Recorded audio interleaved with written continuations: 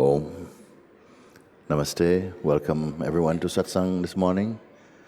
Om. Welcome also to all our friends and family around the world who are joining us today for live Satsang here in Rishikesh, and a very big welcome for you and to you. Very good.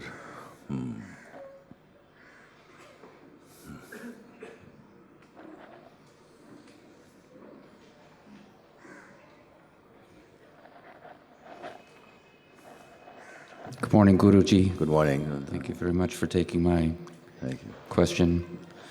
My question is about grace, and as I review and look back on my life, what I always considered was luck or serendipity, I really see as grace moving through my life. Grace to actually put me here in this microphone, grace to put me in front of you, grace to have the blessing of your eyes on mine the other day. Yes. And as I listen to parts of the satsang which are dealing with the inquiry, I get lost.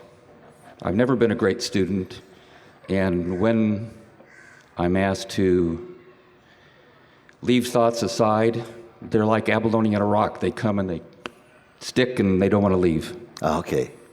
My question is, my heart song, what I feel is my heart is open to grace. Yes. My question, is that enough to flick the switch at some point? Is that enough to just trust in? Yes. Well, grace will also have to flick the switch. Very often, the one who feels also self-inquiry, and I really listen with you, because also one time it was not for me.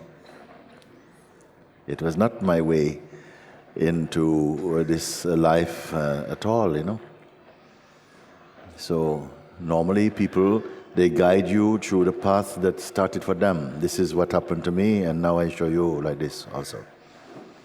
But as for self-inquiry, it was not how it started for me. It started also through praying, and then somehow I realized that what I had been hearing for so long growing up became alive for me in the most vivid way, the most undeniable way. Became a living reality there. I did not do anything, I did not construct or practice anything for it at all. And so for a few years, I found myself actually just keeping quiet, and I didn't know what to speak, I didn't know what to say. I was just somehow full with all of this love and grace and peace, and enjoying to be on my own also. But gradually, I don't know, I started to sit in the park sometime, then people come and they sit with you, and I noticed this. Even the way that I started in Tiruvannamalai, I went to Tiruvannamalai to take a rest also. And it came like this, just sitting down, and somebody came and I said, can I sit with you? I said, yes. I was at chai shop. And I said, yes. And he said, we have been coming here for the last few days, when you're coming here also, and we noticed that when we sit here, we feel very peaceful with you. Are you doing something to us? The answer is. So until then, I had not even noticed them. Are we doing something? I said, me doing? No, not doing anything. Then they asked, are you a teacher? I said, no, I am not a teacher. No, like this. But they persisted and said, look, we would like to ask you some questions. Is it okay? And I said, okay, yes. But he says, no, but there are many people who want to ask. I said, okay, you can come to my house. So I was living in one small place. Ribu came after to stay with me. He's here. And then they came, they said, no, this is too small. I said, yes. Then like this it started. So just sitting was like this. And then one time some people started coming and they started asking about consciousness, when the consciousness is arising like this and these things are manifesting, I said, what? I don't know nothing about that. I don't know nothing at all. I only know God is here, no? Like this. Then I had to go and pray. That these people are talking. Now, actually, that was after I went to India. I came to India, came Rishikesh. And then through some devotees of Papaji, I ended up meeting Papaji. That's it. And after I sat with him, he himself was not speaking self-inquiry in the way that I am sharing with you now. His presence allowed you to move through the process of inquiry without actually showing you how it's done. So after I came back, I was also sitting quietly like that, and then some people started coming and asking about consciousness and, how do you keep the attention on the self? And I said, I don't know what you're talking about. It's all spontaneous for me. Then I was praying, Father, you're bringing these people now, and you have to show me what I should say to them. Because they're coming. And before I was just happy to be quiet, but now these ones don't want to be quiet. They want to ask how to be quiet. Like that. And like this, and like this.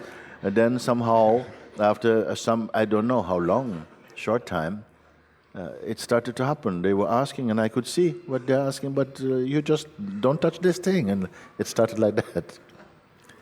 Then I felt that Sri Bhagwan's grace moved inside, and we started like this more.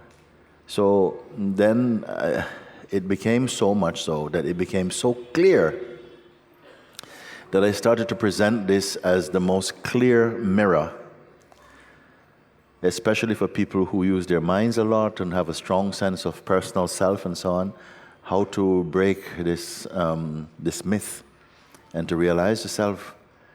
So actually, it came that maybe I was, after all, a good one to show, because I'm not interested just in philosophy or discussion or talk. It has to be practical, you see, and to find the simplest way to convey the simplicity and the clarity that arises through this non-dual pointing. And so grace is here. It is funny because normally the followers, those who are drawn, whose temperaments are towards surrendering and trust in God and worship and faith, they are seen like one kind of camp. And the other is the more reflective, more contemplative, the more philosophical types.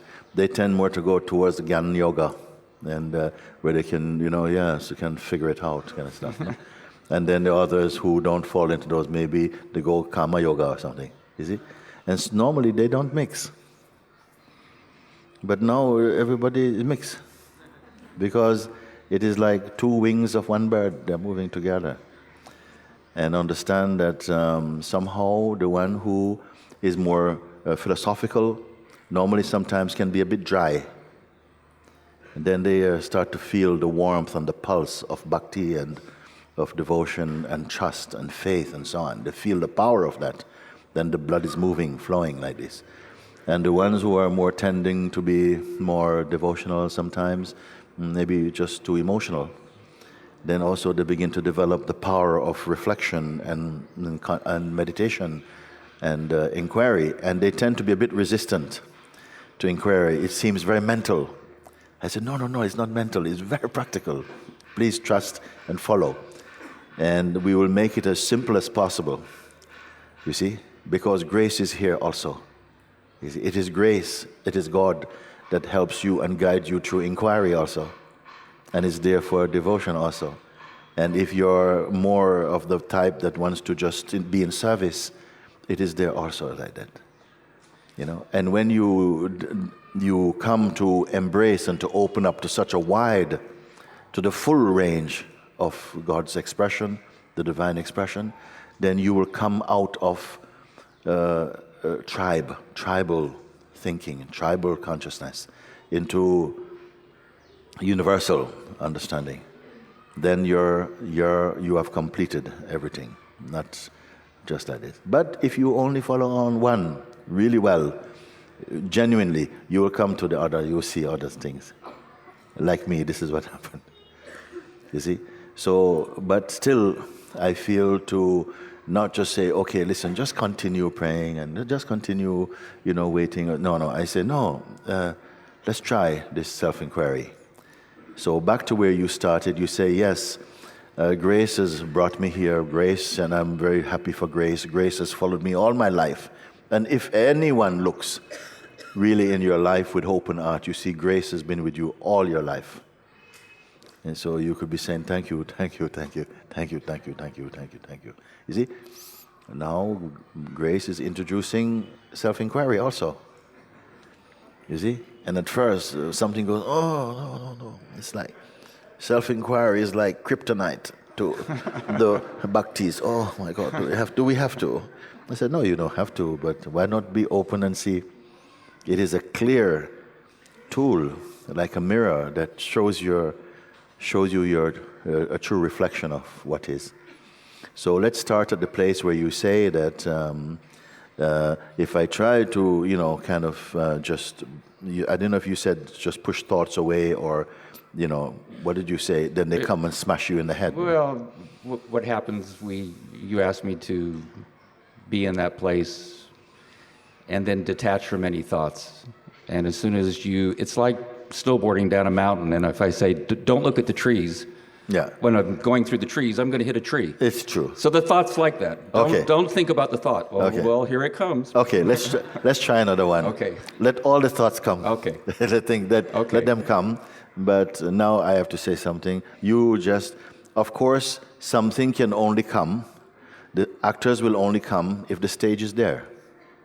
And the thoughts will only appear also if the one who notices them is there. It is that's not called a self-inquiry, because sometimes the mind says self-inquiry or something like it in lights Hollywood.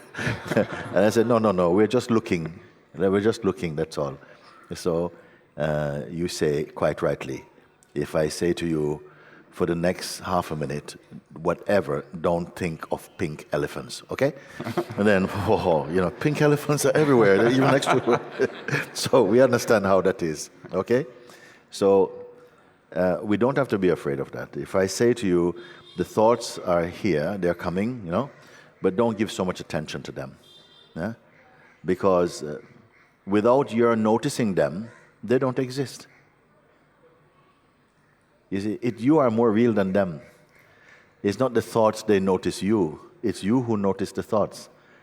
So you can be without thoughts, but thoughts cannot be without you. Because no thought is self-employed. It comes to somehow, it must connect with at least the one who thinks or the one who perceives them, the thinker of thought. You see? And then somehow the process of thinking can be activated like that, you can say. So, they're there. If I say, don't think, I hear what you say. You say, don't think, that already, boom, thoughts are coming. Yeah? So let them come, but be aware that they're arising in a space, which is yourself, which is not arising. The thoughts are arising. The thoughts are appearing in a space, but the space is not appearing. The space is already there. How is that one? It's great. They come and they're auditioning for your attention. Something they will say, look, let's go play, or oh, you did very well today, or oh, you're never going to get this, or whatever they say. No, and then who are they speaking to? There is a space. There's a space which is just here. It's neutral. Before a thought comes and says, so what are we going to do today? What were you doing? Just the space is here. The space which I call the sense of presence. You know that you are. Naturally. You just know you are. That is the feeling I am. When you say I am. Or even the I am without the words. The awareness that you are, that you exist. That feeling is with you throughout the day. You just know. You don't have to say it, but it's there. You know you are. That is regarded as the sense I am. That is regarded as the sense of presence. the way in which you know without anybody telling you that you exist. Simple thing. This I exist feeling is not a man or a woman. It has no particular philosophy or belief system. It's not a system. It is just a sort of awareness, a field of intelligence or awareness. It's just there. It's not personal. And this is so whether you are a Bhakta or you are the Jnani type, philosophical type, or the doing type. It's the same. Your sense of self is only the sense of space in which you intuitively know you exist. But this I exist feeling does not depend on being a man or having a job or anything. It's just the I exist feeling. But it needs a body to experience the feeling I exist. It needs the body to feel the sense I exist. Simple. So in the body announces something that says I exist. I am. And that I am itself is sometimes referred to as the presence of God or a name of God. Because God says, I am. We also know this I am. Nobody taught it to you. It is just there. And it is the first concept, the first feeling before any other thing. The most important letter in any alphabet, in any language, is the intuitive sense I or I am. Only after I am can you are be, or anything else, because it is the place from which language is perceived, the senses are perceived, the sense of world is perceived, the sense of other is perceived, the sense of God is perceived, always to this I am. So, if the I am could only stay as I am, now, as we speak, just see if you can follow just with your feeling. Don't use your mind too much. If the I am simply, what does the I am feel like? You see, to the mind, I am is only a part of a sentence. Like, I am a doctor. I am a priest. I am unemployed. But I am, can that be a complete sentence? Well, in terms of your inner being, I am is the most complete sentence. I am. Nothing more. It is not saying I am to something else. It is announcing it to itself. It just is here, the feeling I am. Even if no one else was in the whole world but you would feel I am. Okay? So the I am needs the sense of a body to experience itself as existence. I am. But somehow, as soon as it arises in the body, I am, some conditioning began. A belief that I am the body. Now, who made the I am believe it is the body?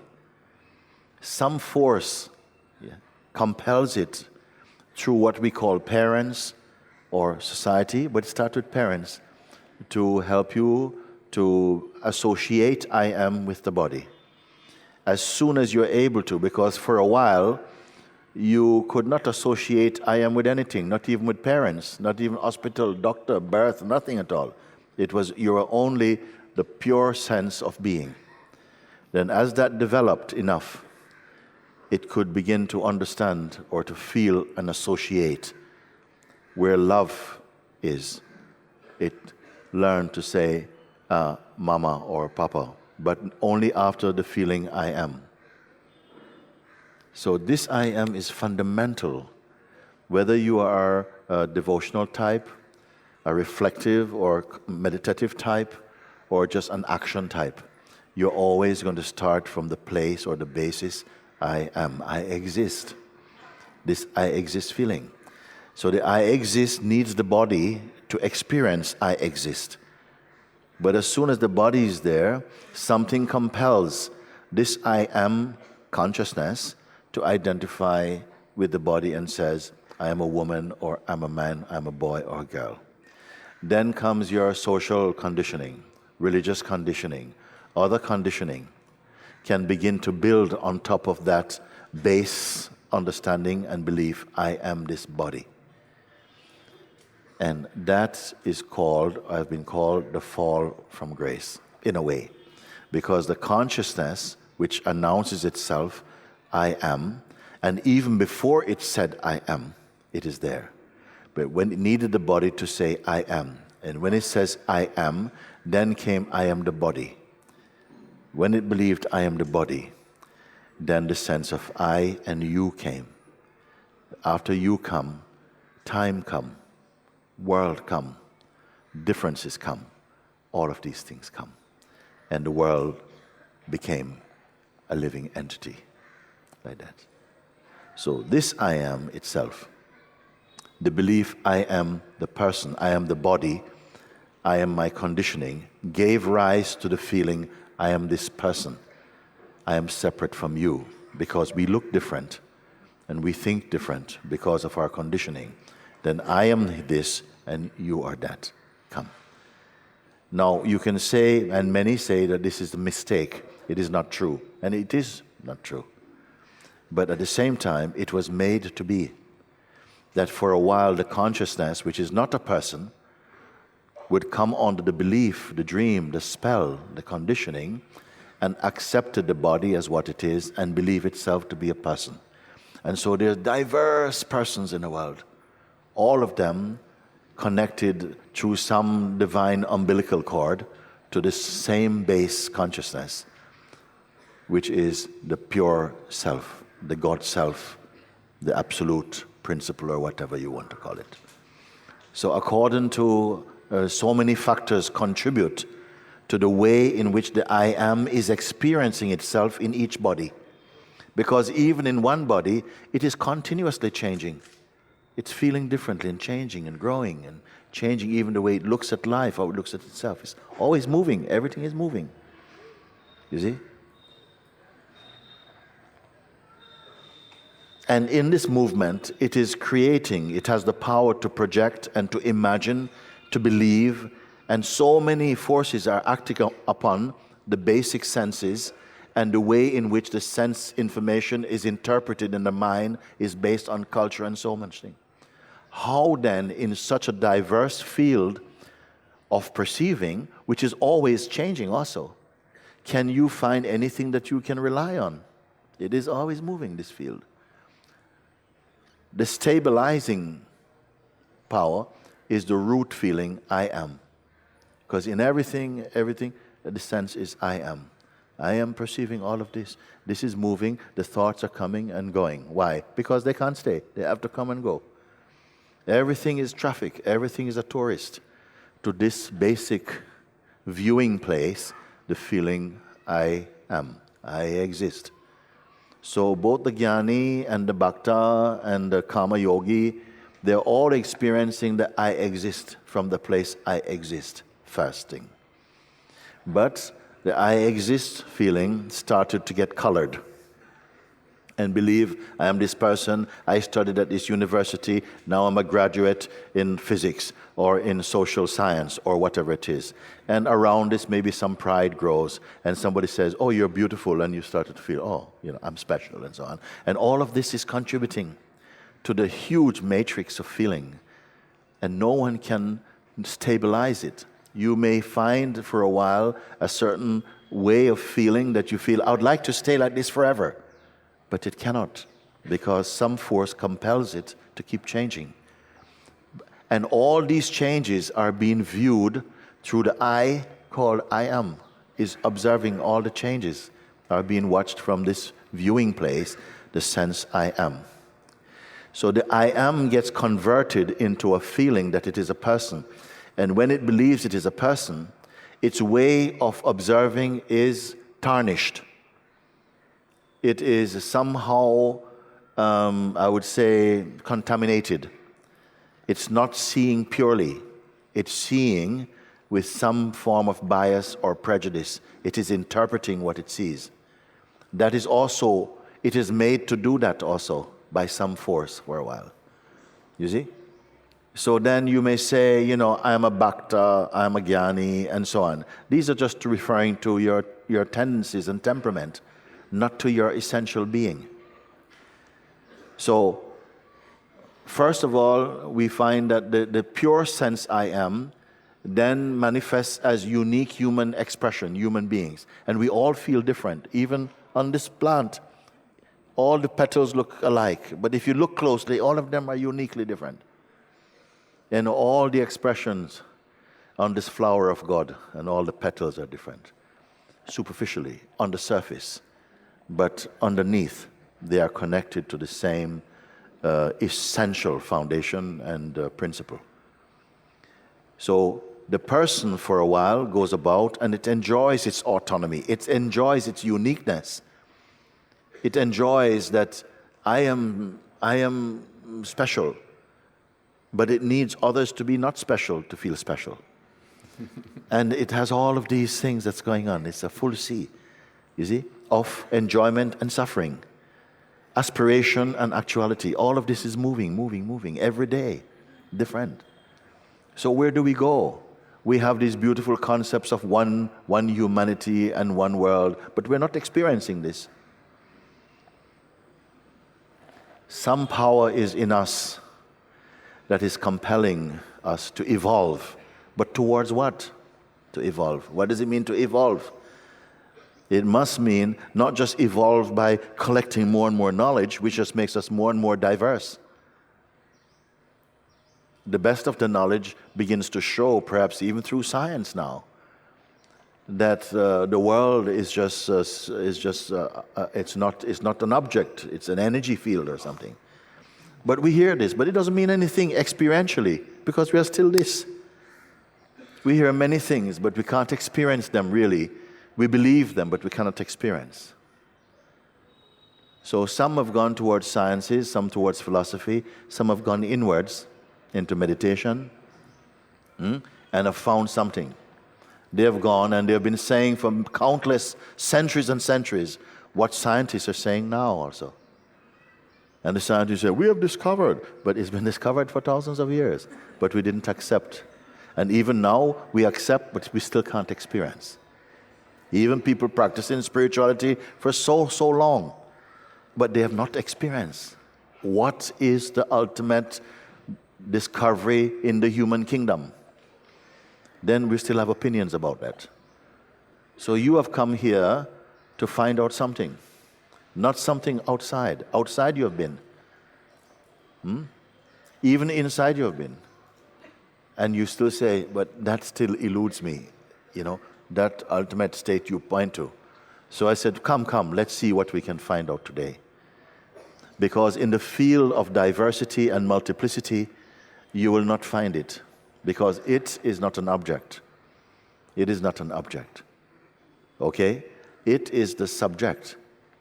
But even that means nothing. It's just a word, subject, just a concept. So I am not here to pass on concepts to you. We must discover freshly and directly our true nature today, now, like this. This is always the invitation. How are we going to do it? So we say, everything that you see. I give an example now. If someone came from outside, one of the attendants outside came and said that somebody has left an iPhone in the middle of the road. It's a red one with a sticker of Saraswati on it. Whose is it? Somebody, it's mine. You will not say, it is me. Why? Because mine relates to something you possess, not to your essential being. So we're going to use this simple example, okay? You say, it's my phone, not me, not what I am. It belongs to me. But you also can say, my body is totally exhausted today. My body is totally exhausted today. My body, not me.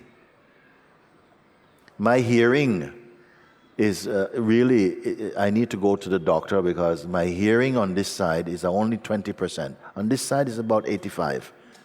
What observes hearing also? My hearing, not me. This body is not functioning well. On this side, 20%, this side, 85%. What sees this?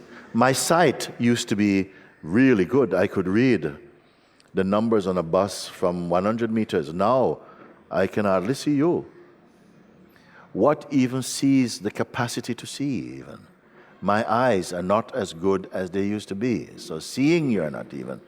You are that which sees seeing. You say also, my belief, this is my belief, my religion. Religion you are not. Belief you are not. You change belief also. So my belief, my religion, my ego was crushed. Or I've got a small ego, or I've got a big ego, or something. So something looks at ego also and knows it's following me around, it's not what I am, it's my ego. Okay? My ego was offended. My ego. Not me. Who is me? My intellect was much sharper before. My capacity intellectually was much greater before. What observes this? My intellect even. My wife has left me. My life is finished. My life also, not me. So if my breath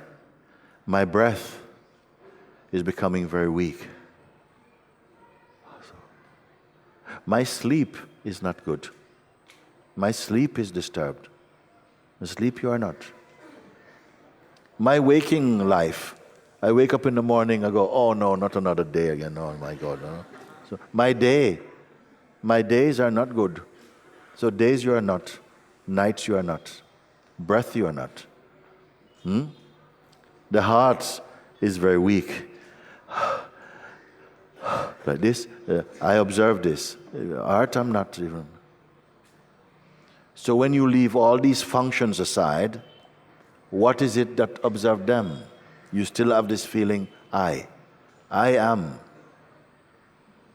So let's look at this feeling, I am again. And disassociate it from all the functions that it identifies with for a moment. Not the wife, not the life, not the senses, not the mind, not the emotion, not the breath, not ego, all these things aside. And still you have the sense, I am. What is this I am?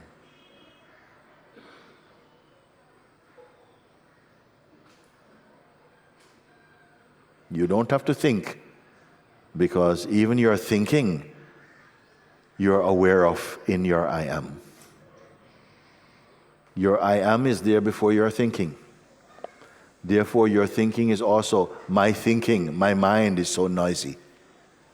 So don't go to the mind for your reading.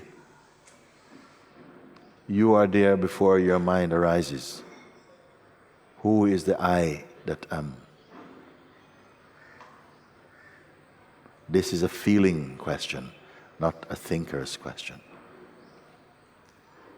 Now you can be aware of the sense, the vibration, the energy of the I am, disassociated from its usual habits to identify through culture and conditioning to the body and so on. Feel this I am.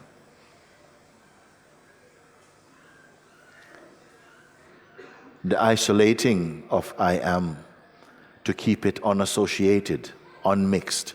This we call spiritual practice. Religions also, they must effectively try to get you to this place. Because when you are not associating through the I am with anything else, you intuitively are in the God field.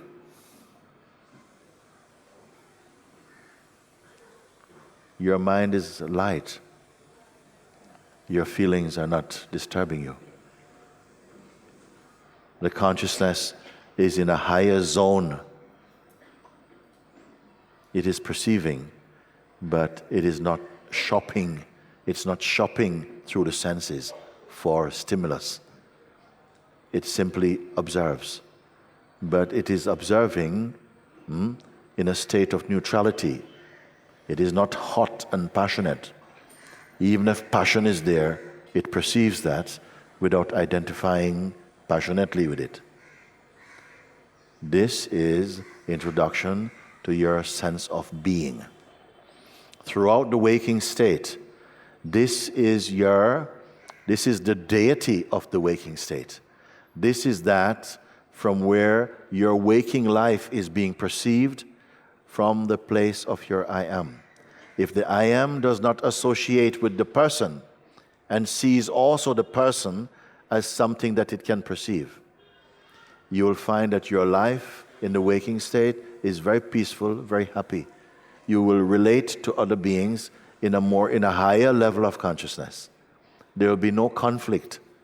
People will naturally be attracted to you because they find that when they're in your presence does not agitate them, but brings peace and pacifies their agitation. Naturally, without even trying, your energy field is pure. Therefore, your very presence is blessing your environment without even the intention to do this. This is the power of grace.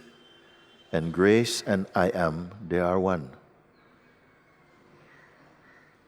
Much spiritual discipline is to sieve off when Ramana Maharshi say, the I removes the I, yet remains the I. Speaking of this, the sense I am removes the I, me, ego association and abide in its natural beauty as I am. That is I am. It is the earliest and purest manifestation of the Absolute in the dynamic expression. It is the base, the bridge between the Absolute and the relative field of experiencing.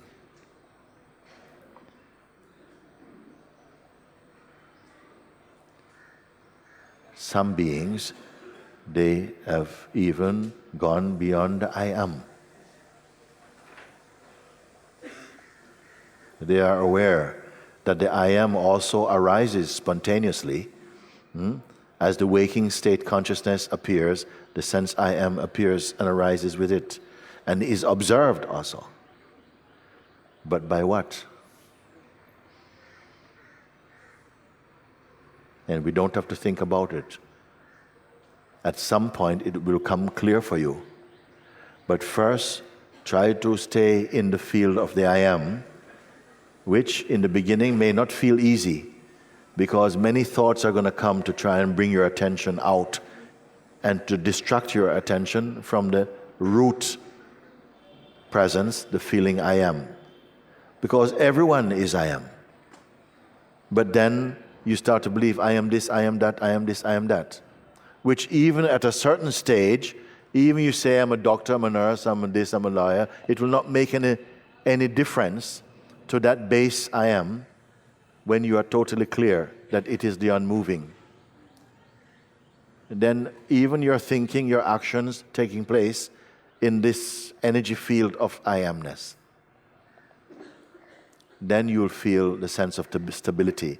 You will not feel, oh, I am really I am when I sit quietly, but when people talk to me, my I am goes away. You will not feel that. You will not say this thing anymore. It doesn't matter whether you're upside down, underwater, flying in a plane, lying in bed, the I am, everything is taking place in this I am consciousness. It is natural. You're sitting right here understanding this without doing any spiritual gymnastics at all. Just becoming clear about it. And recognizing also that, but this is easy, this is natural. We know this. We know this. Still, the force of habit, the reflex to identify as the person and as the ego will come back. You see? Because now you're in a concentrated field where you have allowed yourself as grace to simply be the self you are. You see? You've given permission to yourself and all your powers to simply abide in your center. But When you walk outside, you tend to end your permission. And somebody goes, "Hey, George, hey, how you doing?" And then you're back into this kind of state of mind, which does not do anything to the I am, but experientially, it shifts its focus, you see, and begin to take its reading from the environment. And this is why you feel weak. There will come a time when it doesn't matter if you're juggling 20 balls and stuff like this, and your I am is still untouched. It's taking place, in fact, because of it. So this is what is the field of practice, the field of, you may call concentration, self-inquiry, prayer also. You're praying to feel more at one with the Supreme, to feel more blessed and so on. This is also the same thing as being in the I am. Being completely stable in that field of I amness, of grace and peace and joy. All of it, same thing. Just understood through a different mind stream or perspective, but it is the same result.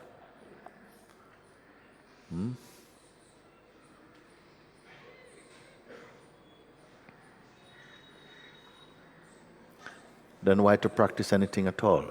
Well, because the more you sit with this and keep reminding and checking through, it's in a way like you're marinating in your understanding. Something is just, it's like it becomes more concentrated like this. Concentrated, you see. Not concentrating, just concentrated like this. And this power stays with you. You feel it actually. It has a tangible aspect also. It's in your body like a vibration that feels beautifully alive and peaceful. When people speak, when people talk, or they do whatever, it's almost as though you're cocooned in a field of protective layer of grace. You can hear them through it. But it doesn't come through the solar plexus of your being. You're observing everything from here, but you're not disturbed. Internally, there's total serenity and peace. You're not suppressing the senses. You're not going to hide in a cave. You can be anywhere because it is everywhere. This is natural state. Sahaja state.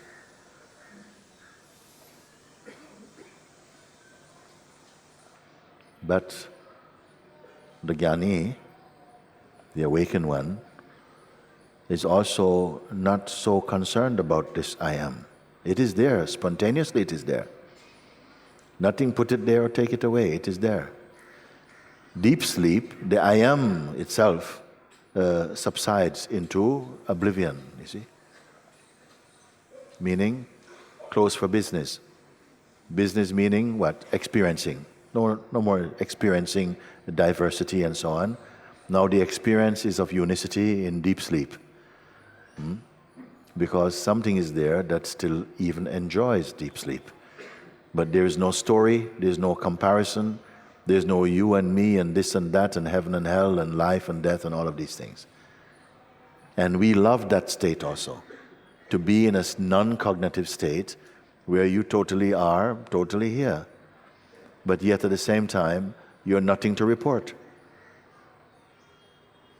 And so your being and your body takes full rest and recovery in this non-cognitive state. Isn't it wonderful? Marvelous. Consciousness is doing all this. Who are you? What are you doing? Are you employed by consciousness? Who are you apart from consciousness? Except that consciousness creates an idea of itself as a person. And this idea it creates, this self-portrait as a person, seems to take on a life of its own. And it is believing, yes, do you believe in consciousness? What is that? You see, it's talking like this.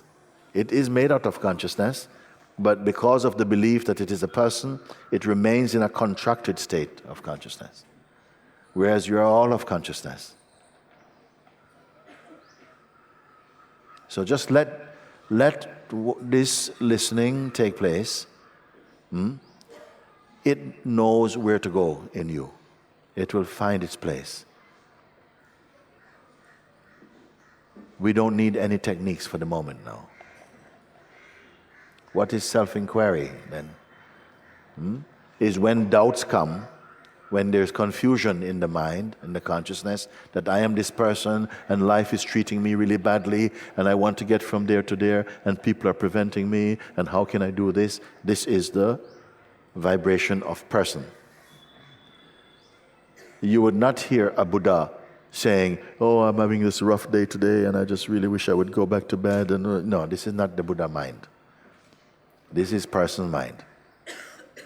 So the person is a form of consciousness that believes in its own autonomy, that it is separate from the totality, and that it has to, that life is perceived almost like a sort of an ordeal or an obstacle course that it must go through, and it needs strategies and techniques to manipulate to get the best out of. This is ego, this is person, you see.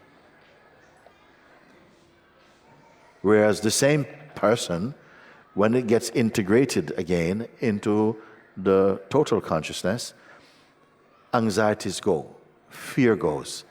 It's functioning in a higher state of consciousness. Now, in turn, it's not looking what it can get. Rather, it is radiating blessing and goodwill on the world. From the same place, the same position where this body is. One was taking. The other is reflecting pure grace, showers of grace on the world. Come.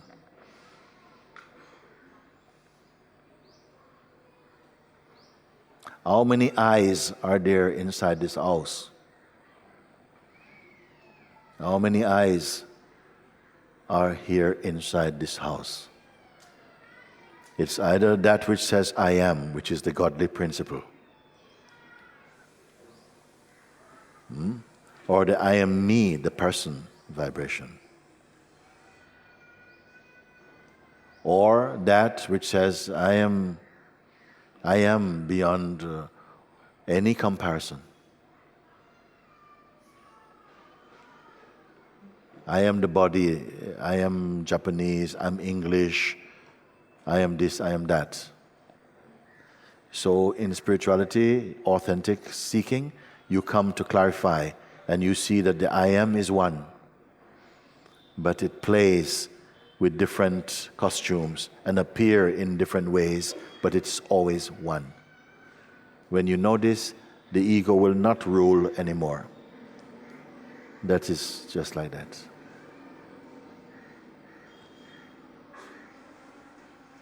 So I don't know how I got on to talk about all of this, because you simply came and talked about grace. And all of that is grace. Thank you, Guruji. I was blessed to be standing here in direct contact with it, all from here. Your energy initiated this talk. Okay. Thank you. Very good, very good. Who has a question for me? Huh? Come and talk to us. Come and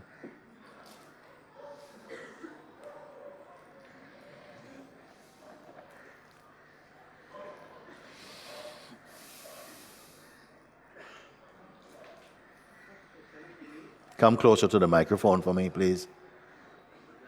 My friend. Namaste. And you also my friend. I come from Ramakrishna Mission. Sri Ramakrishna. And living this place 31 years, from time to time coming. And Kedarbadir, Gangotri, Jamunatri, there is my Guruji's branch, living. One question, you are a good and spiritual person. I see several times I heard, and coming this place, one question, how many ways realize the Brahma? How many what, sir? How many ways? Ways. Realize the Brahma. To realize the Brahma, yeah. Brahma. All power of Brahma. Yes. How many ways realize the Brahma? That is one question only. Yes. You can say in one way, as many ways as there are people trying to seek it. One way, I can say, that is your natural Dharma way. But also, how many ways there are? Who can count? Who can count? How many ways? How many ways to come to Rishikesh? How many roads to Rishikesh? Sometimes the roads are closed here. They come through helicopter. They come also by the river now. Some walking. Some coming by bus, some coming by... How many ways to Rishikesh? And Rishikesh is a limited space. Then how many ways to Brahma? To Brahman, which is unlimited, which is limitless. How many ways? You can say, in one way, I can tell you, there's no way. I can also say there's no way. That ways are also imagined also. I can say this, but would you accept? If I tell you that all of this is Brahman. Brahman is manifesting as all of this and also creating this dream of ways that which you can come to find Brahman. Yet Brahman is one. Sri Shankara, which I'm sure you appreciate, he made 3 statements. Listen what he spoke. 3 statements. And it has given many pundits and people, religious people, a lot of trouble for a long time. He said, first statement, the world is not real. He said this, first statement, the world is not real. And many Brahmins were there, and they say, hey. It is true, it is true. No? Second statement, he say, Brahman, the Absolute, alone is real. Here. Third statement, Brahman is the world.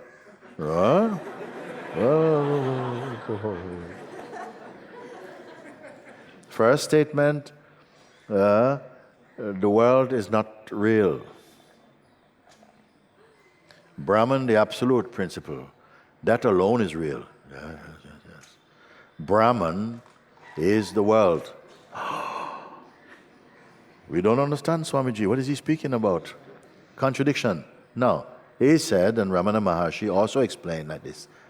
He said, the world perceived as an independent entity, that world is not real because it depends upon the seer of it. It is not real by itself. Brahman, the Absolute, the totality, that alone is real.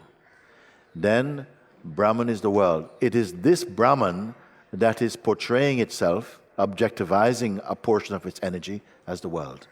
When this is understood, then you'll understand my answer to you. When you ask, how many ways to Brahman? Well, uncountable ways and also no way. Lord says, I am nothing knowledge.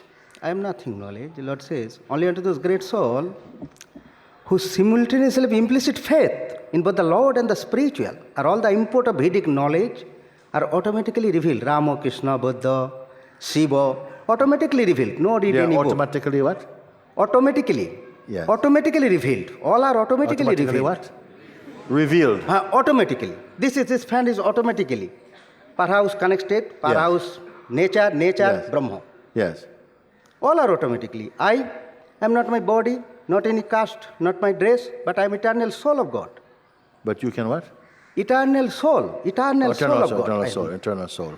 Just as the soul gives us the childhood body, comes to the boyhood body, and then to youth body, the soul also gives us this body. Yes. And accepts another new body.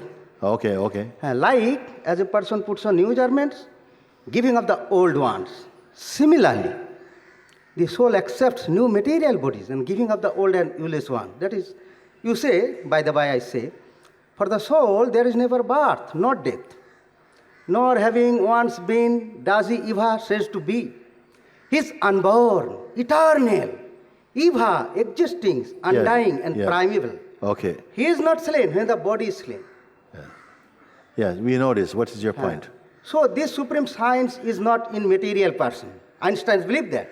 This supreme science only Rishi plays. This supreme science was the received through the chain of disciplic succession. And the saintly kings understood it in that way. Hold on a second. Saintly kings. Wait a second. You're saying... Saintly kings wait a second. It in that way. Wait a second. You don't need to preach But anything here. You don't need to preach anything here. You see? Come here and sit here. Come here and talk to me. Come here and speak. This is my knowledge. No. This is Lord says. Because I can't hear you properly. Lord says, they learned transcendentalists who know the absolute truth. All these non-dual sabhas. You are speaking what you believe, sir. Brahma, Paramatma, Stop it. Bhagavan. Stop. That is true. Stop. You are speaking what you believe, not what you have realized yet. Please, either you come and talk or you sit down. What you want to do? Huh? I am nothing knowledge. Lord says in Bhagavad Gita. Yes, but if you are not the knowledge, why you are speaking like you have knowledge?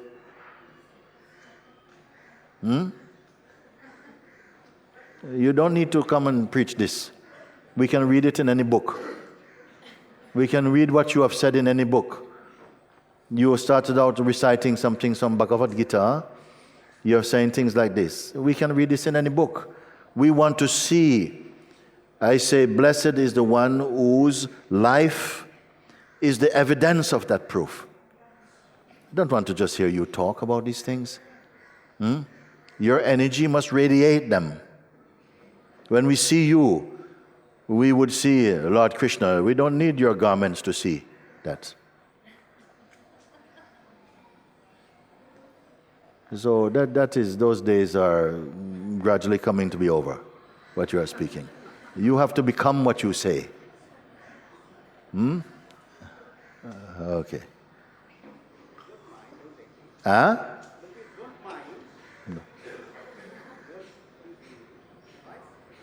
Yes. You are sounding like some Jehovah's Witness for me. You must come and speak. If you want to speak something, we can explore together and we will look together. But you are just shouting things, and we have read those things. We want to see if you are those things. You have absorbed those things, assimilated them, got rid of your own identity. Just merely to speak these things, anybody can speak. There are people who can recite the entire Bhagavad Gita. Children also can do it. What is that? But you ask them, what does it mean? And you can't speak.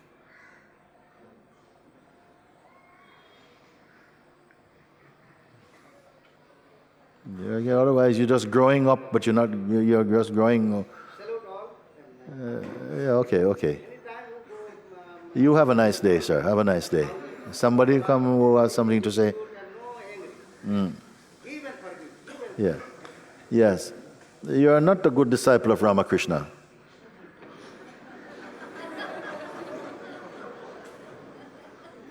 Ramakrishna did not create any parrots.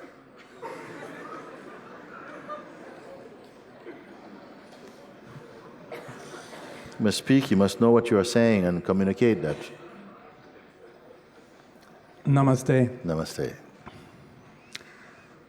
You said a couple days ago, days past, that you would like to blow this place up. You understand what it means, what I meant? Yeah?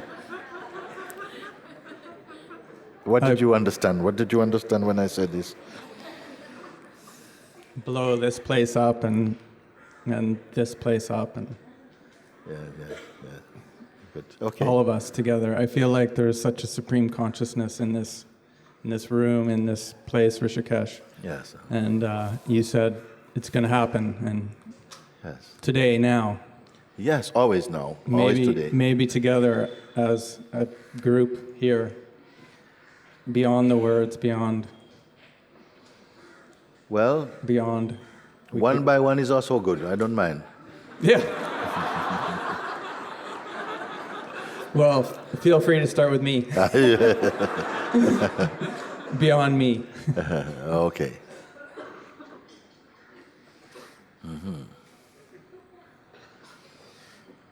We say that sometimes we're like sometimes I see just after the rains somebody go to start fire, and we have matches, They take the matches, we put the things together, and the matches won't strike because it's a bit damp. And we try one, no, it's gone, it's broke. The other one, all the sulfurs come off, and then we can't get the fire going. We have to put it in the sun for a little bit, get him dry. When he dries, he burns. So sometimes our own mind is a bit like that, like a bit damp matches. It is still a match. Look like a match, smell like a match. In matchbox, same thing. But you try to strike him, you can't get the fire going because too wet. What it means, too wet. Still too much identity, maybe still there. Too much belief in one's identity. Too much attachment to past and such things like that. Then match cannot strike, nothing. Then you put it in the sun. What it mean, put it in the sun? You keep quiet. Or you continue seeking, please help me, and you sit quiet like this. Then you find one day you pass, can set the whole forest on fire. So, which stick are you? Dry.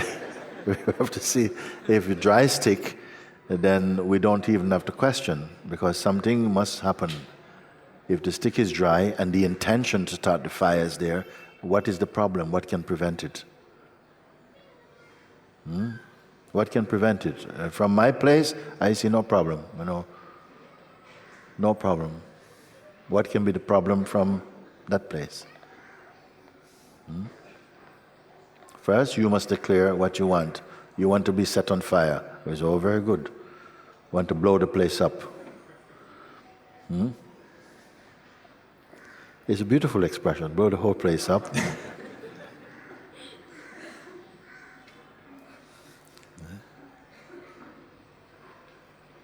Meaning the people must come not just for entertainment or amusement. They've come like this could be your last day. The last day of the old person. If you've been carrying around this monkey and he's putting on weight every day, the monkey, and all he does is and eat bananas and scratch your head and stuff like this, you say, today I don't want to carry my monkey anymore today. But every time I put him down, he jumps back up like that. How are we going to get rid of this monkey? So something must come with this sense of urgency or openness. The same thing. Openness is very good. Openness. And then let's see what is the problem, what is the requirement, what do you want? And then we can see how we'll go about it.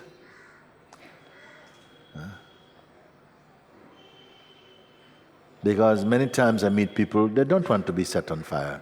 Not yet consciously. They want to set other things on fire, but not themselves yet. So when you see someone who is happy to be set on fire, it's a very beautiful thing actually.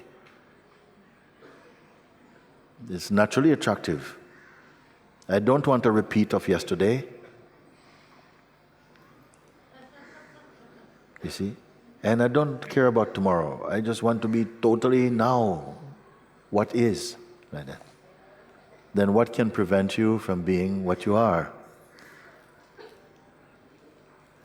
Is attitude enough? Is determination enough? We're finding that no, we have determination, but something seems not enough. So I said maybe it is misunderstanding. Maybe we're looking in the wrong place. So I'm very much up for see which is the most true place. And you have come forward. So I'm very happy. Let's begin if there's something to begin.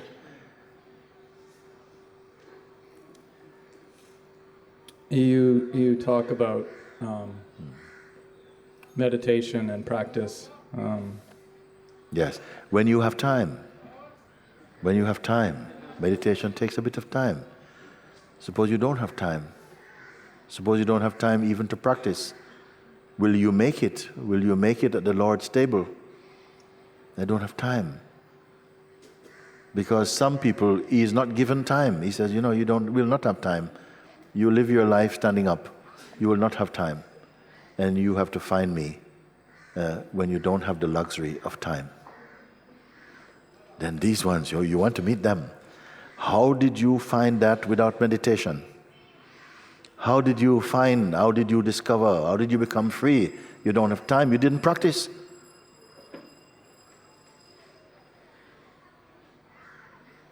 This one you want to meet. How did you discover the freedom without meditation? You didn't have 6 months to go and spend in a monastery or some ashram. How did you find this freedom then? This is what I mean, freedom today, now. What is in the way? If you are told that the truth is here, you cannot develop it. Jesus Christ never developed the truth. Buddha did not sort of like get his version of Buddhist truth or something. No, they simply discover what is here. How much practice to discover what is here? Is it practice and is it time that is needed? Or is it insight or understanding? Or is it just the exposing of the misunderstanding, thereby freeing up the understanding and the recognition immediately? I like this way because it is not full of promise. Doesn't say, listen, if you listen to me in another 6 months, sometimes we have to say this. Sometimes we have to say this. There's an appropriate time for that. But today is not, with you is not this time. Today, you have no time for this. No. Yeah, okay. So then I ask like this, what takes no time? It takes no effort. Of course, the mind tends to, or the attention, the person tends to go off and do things, and time and again you have to sort of bring it back to pay attention to why it's running away from here. It's going back out here. And you say, but here, why are you running from? What are you running to? You may say like this. Yeah? So maybe that may take practice. But what you are discovering, that does not take practice. Once you've discovered the truth, practice will only be for keeping out the tendency to go back to the old state of being.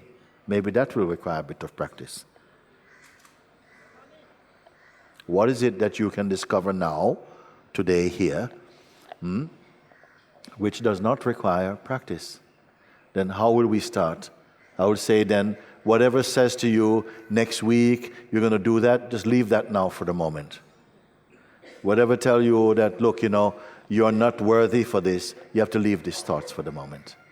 Because if you believe these thoughts, you'll be coming and think, well, Mooji, when are you coming here again? I said, but I'm here now.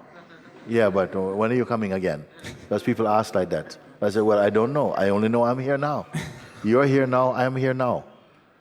Why again? So, you are saying you want to find this thing. I said, let's see what is in the way then.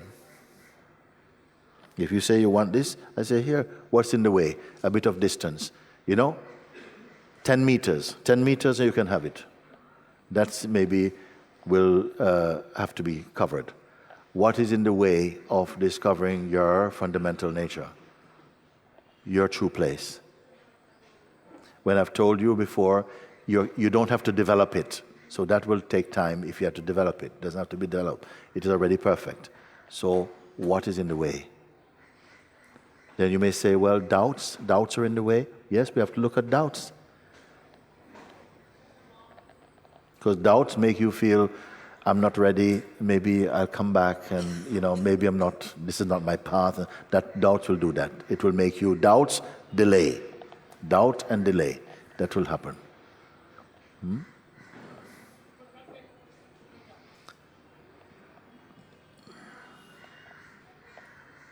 What can stop you? How much distance you need to travel to be here? But you say, but I am here, but I don't feel complete. I don't feel like I am the self. I don't feel it. So, okay, fine, you don't feel it.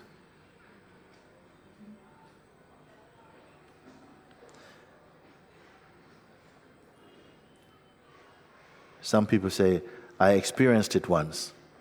I said, how did it feel? He says, well, then I was totally happy, totally peaceful, and, I had no trouble, and so on, so on, so.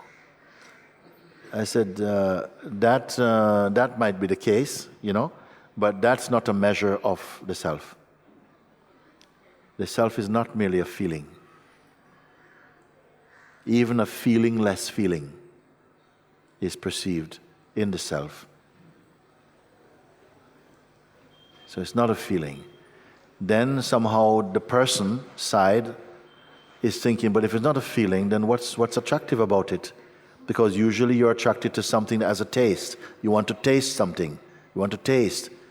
And if I said, what about, I tell you that the absolute doesn't have a taste. I said, well, what's the point then? Because you want a taste. I said, but it is before taste. It allows things to be tasted, but it is beyond taste. It is self-tasting. Another tongue cannot taste it. Only its own tongue can taste it. Will you be confused?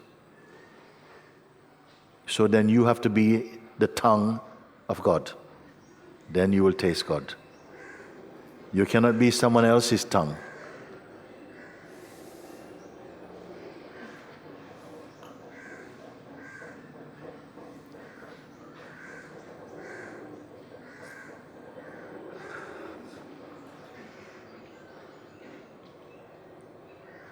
So what is happening to us here? As you listen to these things, maybe the mind is thinking, I don't know if I'm able to get this then. Yeah? But it doesn't matter. Another energy is playing here. Subsiding into something you cannot describe. It is not just shallow. I want this, you get it. Okay, thank you, go. No. You are sinking deeper than your skin into the depth of your being. You're being made ready to meet the beloved inside your own heart. And it is not in a hurry. It does not know time. But something up here is very much into time and impatient. I want to get it now. I want to get it now. But it is already there. It is not saying, I want to get me now. No, it is here. But the one who is saying, yes, but show me, I want to get it now, is believed to be real. But it is not real. It can only create an appetite towards the real, but it cannot satisfy that appetite. It can only bring you to where you imagine you left and you are separate. It can only open your eyes, the eyes of your heart, that you come to see. It is I.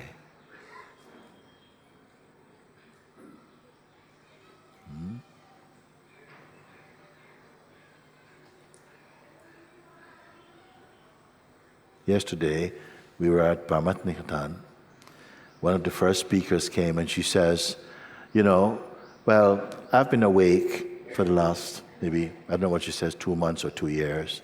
And it has been the greatest gift I've received.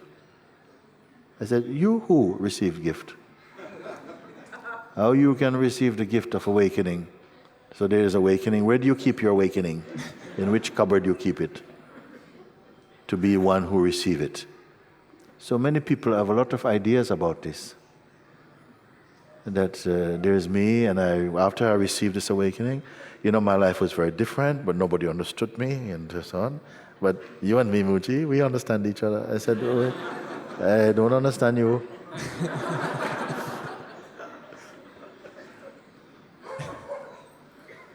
The awakening means you are not anymore there. The idea of you has been replaced.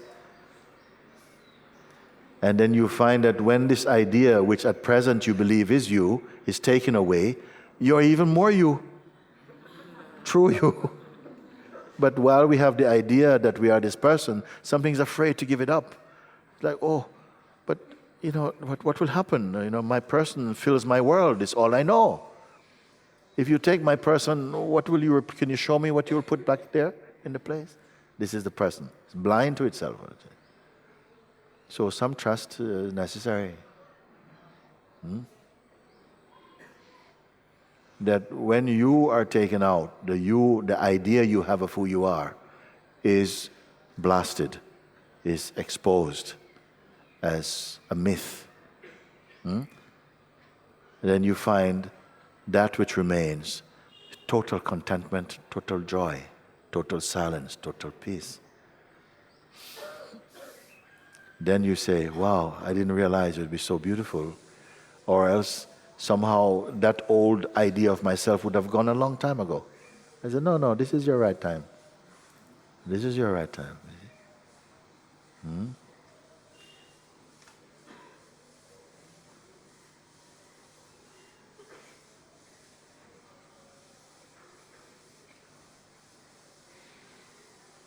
What is it that takes no time? In itself takes no time. The mind is always taking time. It wants to do something, it wants to get somewhere, it wants to build something, it wants to change something, it wants to heal something, it wants to fix something, it wants to get something, it wants to lose something. These take time.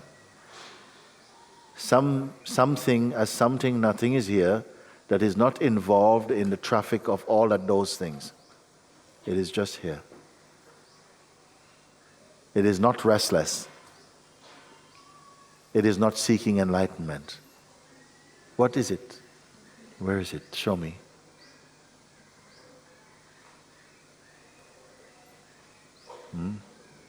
If you can observe the tendencies, the noise, the identity, which is saying, but how long will it take? And I feel I'm getting close, and I think, that soon it's going to happen, and so on. And you can begin to look at that and say, but wait a minute, I've been listening to this voice for a very long time. It's full of promises, unfulfilled. So, if I can perceive it, or if it can be perceived, it cannot be what is perceiving it. This voice keeps coming up because there seems to be an interest, an identity, and belief in this voice. So it keeps giving life to this voice. But if that voice was not listened to and became unimportant, what would be here then? And how long will it take? What will be here? And will it arrive here? These are now questions. This is a now conversation, and it's a now question, and it's a now response.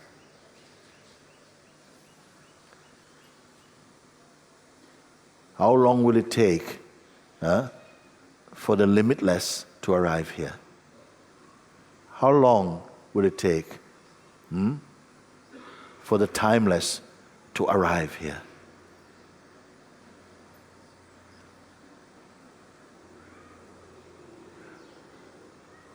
Where is peace until you discover it? Where is it hanging out?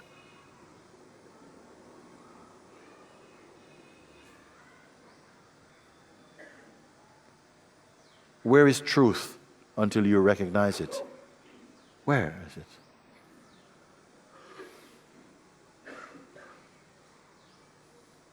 Isn't it you? Then what seems to prevent this recognition from taking place? This is a genuine question. What seems to prevent or obscure this recognition from taking place? Then this is a now question also. So it must be a now response also. What is in the way, or what obstructs or prevents the recognition of truth, if it is here already? What is preventing the recognition from taking place?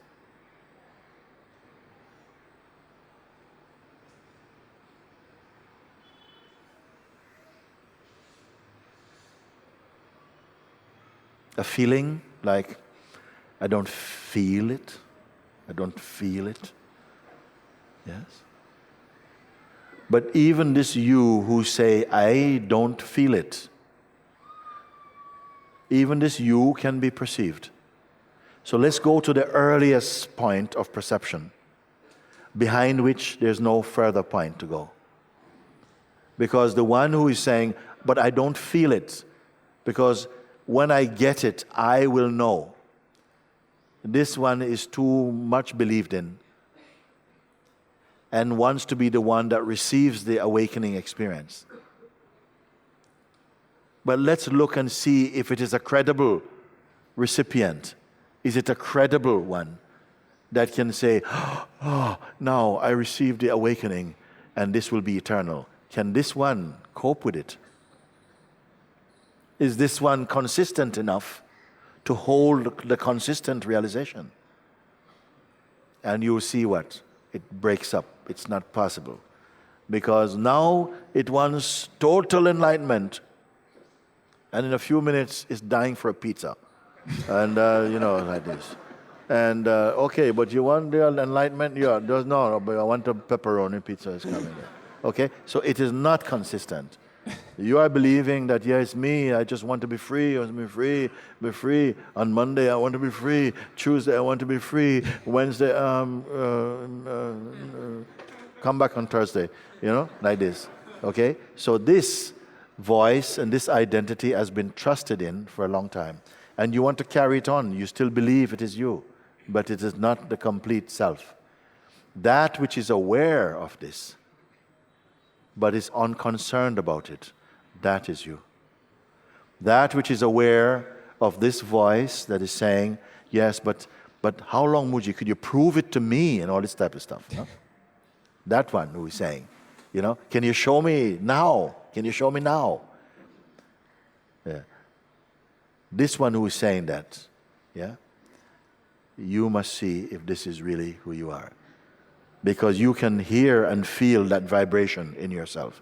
But it's only a visitor. He comes and goes. Please challenge me if you can. Because people have said before, I had this experience in 1997. And it was so beautiful. For 2 days, Mooji. I was so beautiful. And then it went. Why it went to go? Where did it go? You see? Why? Because that one can't sustain anything at all. It's that one that went away.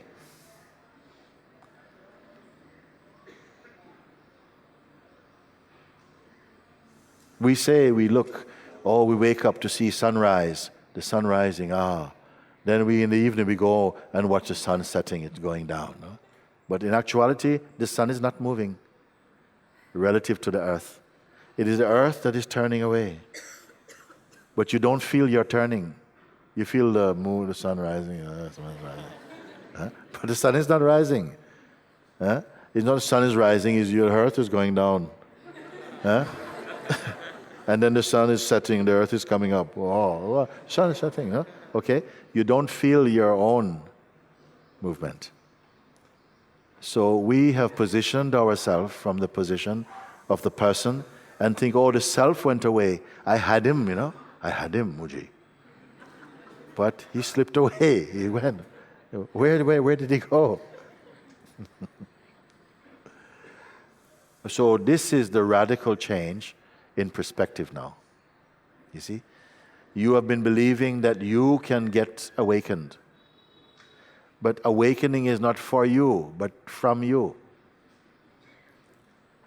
But if it's from me, well, how will I enjoy it? But you are the awakened one.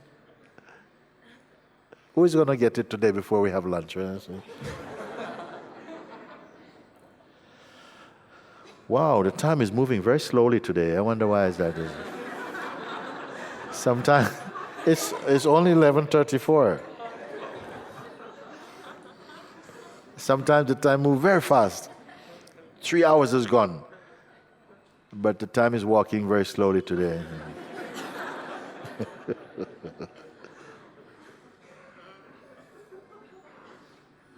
So then we have a lot of time before lunch to get it.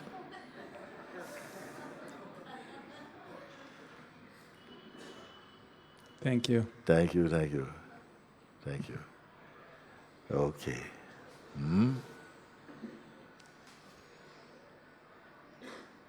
Okay, you.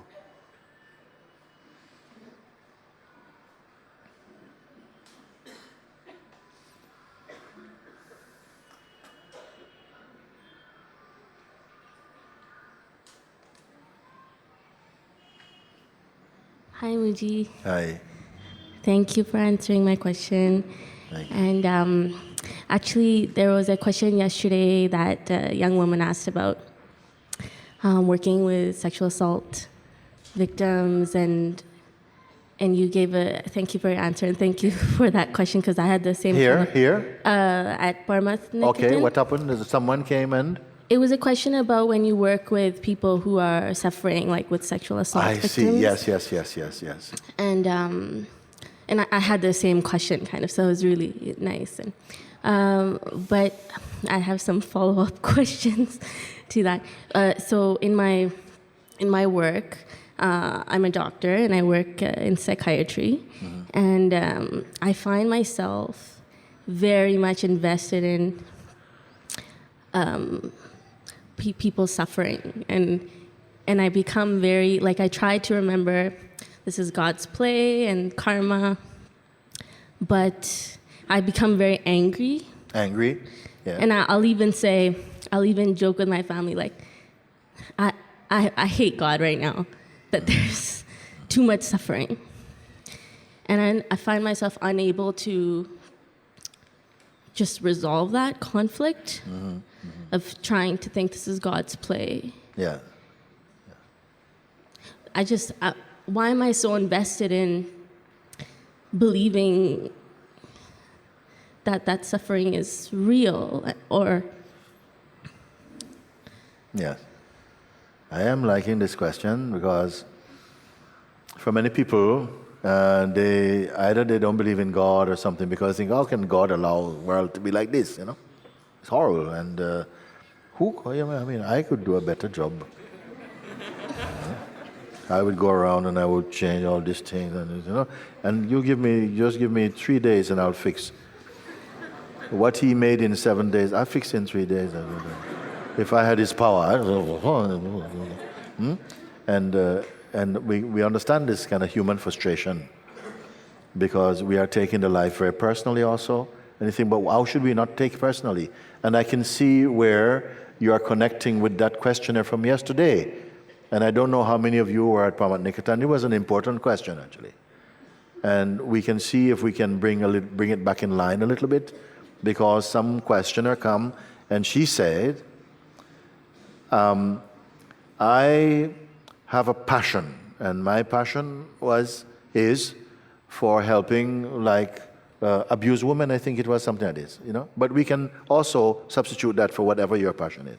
In her case, it was like to help, to serve, and to maybe restore a little bit some of what was missing, and some healing amongst abused women. Okay? Trouble is that I also have a strong attraction for meditation. Are you here, by the way, the one who came? I was talking. Are you here, the one? Okay, because it was better. You are there, no? Aha, good. You are there, So come forward as well, too, and let's have a look at it, because I felt it was an important question. Someone else came up after this talk, and she was deeply touched by our talk, and she said also, I was very much present with that, this talk with this lady, but I got stuck on one point. And I said, please come to see me tomorrow. Are you here also? The lady who came yesterday and said also, I listened to you talking yesterday, and I was very, very moved by this conversation. And you said something at the end, and it really caught me. No, you had another question. You had another question, which was also very powerful, because I found that I spoke something with you that some of the people with me said, we want many people to hear what I said to you yesterday, because it was a very fresh expression also that came when I shared something with you. but we will talk about this after. Let's clear this one for me. You said yesterday that you had a strong passion for helping abused women, but you also have an inclination for meditation. And then you find that when you meditate, what happened was somehow the passion become lighter or weaker. Could you speak as well too? You both stay there, please, because I'd like to address both of you. Mm-hmm. What I find is that when I come to satsang or I meditate, Yes. or I have the day in slow motion, Yes. I feel that the space where action is coming from is very clear. There is a very intuitive action. Yes. When I get into a very deep pain, which is here in this society, in the Indian society, is a big trouble. So when you are, say, at work, in your work environment, when you're actually in the place where you, as a doctor, have to work with your psychiatric work, and where you have to work with, say, for instance, abused women, you found that there's a strong demand. Is that a phone ring or what, or a radio station? Okay. So we have when you are in the work, it takes a lot of mental, has a lot of mental demands also. Was that so? You know what happened after the talk yesterday is when the pictures came up of the rape victims, I was watching the viewer who was watching it. Yes. And it needs a lot more concentration to go into that depth of pain to be in the watcher still. It's like another practice than just sitting on my own and meditating or sitting in satsang. It's much easier for me to feel that flow. Yes. You know. But in work, you're not able to maintain that kind of composure, you would say, of your meditative state? Yes, especially when the suffering is very, very strong. I cannot keep the viewer. There is points where I'm losing it. Yes, yes. So, what tends to happen, the more personal you become, the more intense your pain will be. You start to see, well, I mean, this is just too much. Why do people have to suffer this every day? Why doesn't divinity come and help and so on? So this is the personal, you see. When you're in your meditation, again, you're clear and so on. You don't feel such a weight, such a pull. But then the mind itself comes and say this thing. But I don't know what to do, because if I go into meditation, I won't feel the passion I feel when I'm looking at it personally. Some people say like this, you know. And I feel I don't want to lose this passion, because, you know, I really believe that, you know, it needs me and it needs people to really focus here. But when I'm in my contemplative state, when I'm in the state of the self, there's more distance, and I don't know if I'm as effective as when I'm passionate. You see? And that is the point we reached.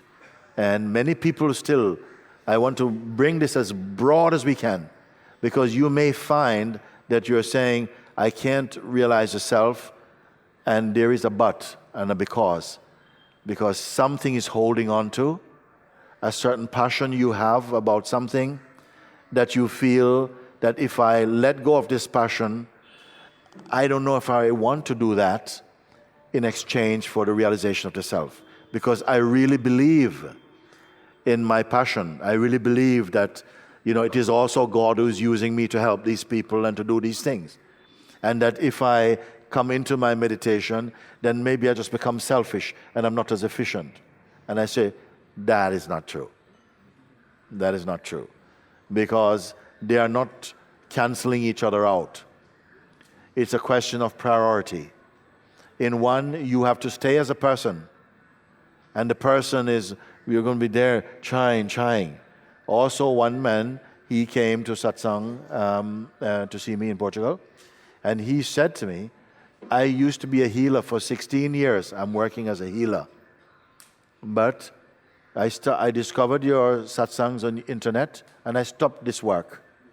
So, my God, one less healer in the world that needs all the healing it can get. Is Mooji doing the right thing? I didn't do anything at all. He said, I'm not doing this healing because when I've been doing this, I find that the people, they just always are coming to me for healing. Then they want me to heal the husband, I want me to heal the cat, I want me to heal the tree, I want me to heal everything. They just get so healing concentrated, and always it's like you get into a kind of healing mode like this. And I find that I'm giving all this energy, this sort of energy, and they don't want to do anything. They just want you to come and heal. Just heal, heal, you know. They don't. If I could breathe for them, they'd be quite happy. Breathe for me as well too. You know, it's like that. And I said, my God. And what happened? They are also keeping up. They're keeping up this because they have an investment in needing to be healed all the time. I'm not speaking specifically here about you. I'm just saying. And he said, I realized that I had really turned away from my family and my young child and so on, putting all this energy. And something changed that. I stopped this work. And I'm much more happy now. And somehow the healing could still happen, but it's not my work in the same way. Now some people may say, but I'm not sure if that's a good thing. I'm not sure if it's a good thing. You must find that thing for yourself. You must find that thing for yourself, to look. Because also I am from also a country where many times people come in Jamaica, in the country, and they see people living in places like I see also in India, with just some plastic sheets over space, and they're living, and people go, oh my God, oh, poor people, and I wish I want to come, and I want to build them a good house, and I want to do this, and I want to do that. And they try it, and they see, wait, it's not so simple. Not so simple. You build your house, then you want one for your cousin, and then this, then you want this, and you find that there's another dimension of what is happening here, and it's not just a question of me feeling, oh, I can't bear because I could not live in a house like that or something. So it's not just one reading. A whole matrix of things are happening there. And it's not that these people are being punished necessarily. Sometimes they are happier than you, who is suffering. You sometimes suffer more on behalf of the people than they are actually suffering for themselves because of your own imagination. This is all part of life too. Now, I'm not telling you that you must not do this work. I'm saying maybe, of course, continue to do your work. But prioritize your meditation also. Not meditation like the meditation is what I'm going to do for the rest of my life.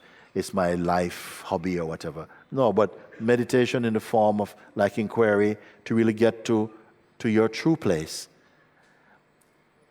Getting to your true place, meaning that you could then actually find that your consciousness has become so panoramic, so broad, that you are not only helping abused women, but you may be helping their abusers also. You understand? Or we don't know. I am not making a promise, okay, if you do this, this will happen.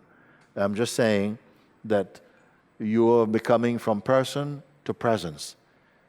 And not because you are more effective, but because that is the impulse of the heart to be in its completeness, to not be ruled by the mind. And your vision will change in some way, but it will be a healthy change. And are you willing to take that risk? Because if you are saying, no, I really believe in my job, I really believe in my outlook, you see? It's personal, but I've seen it with my eyes. I've seen what is happening in the world. And I've seen people who speak like this. And they need help themselves also. They sometimes need help themselves. A lot of help. Maybe more help than the people they're helping also.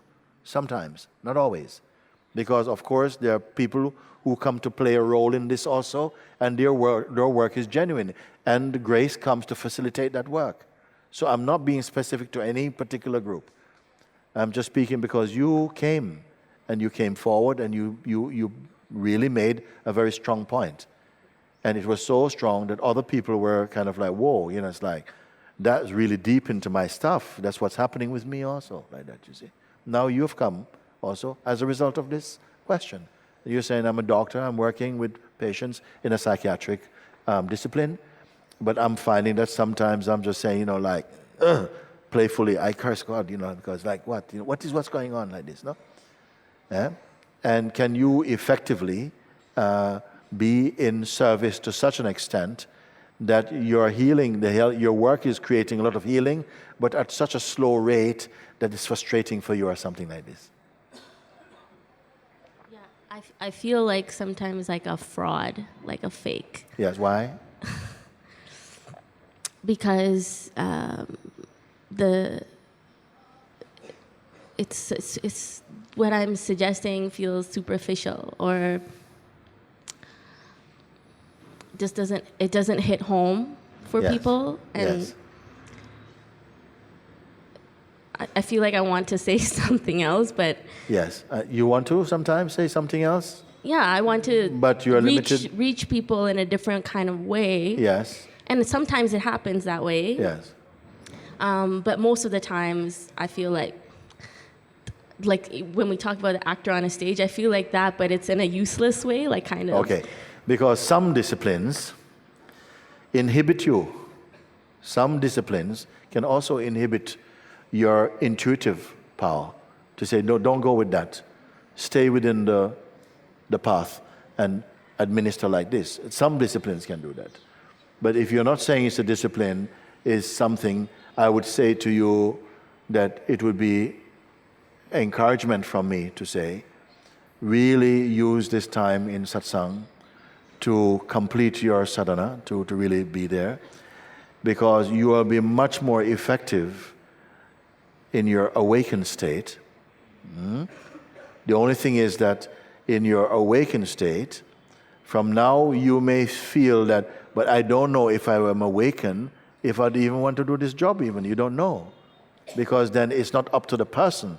It's not the person's work anymore. It is the cosmos's energy.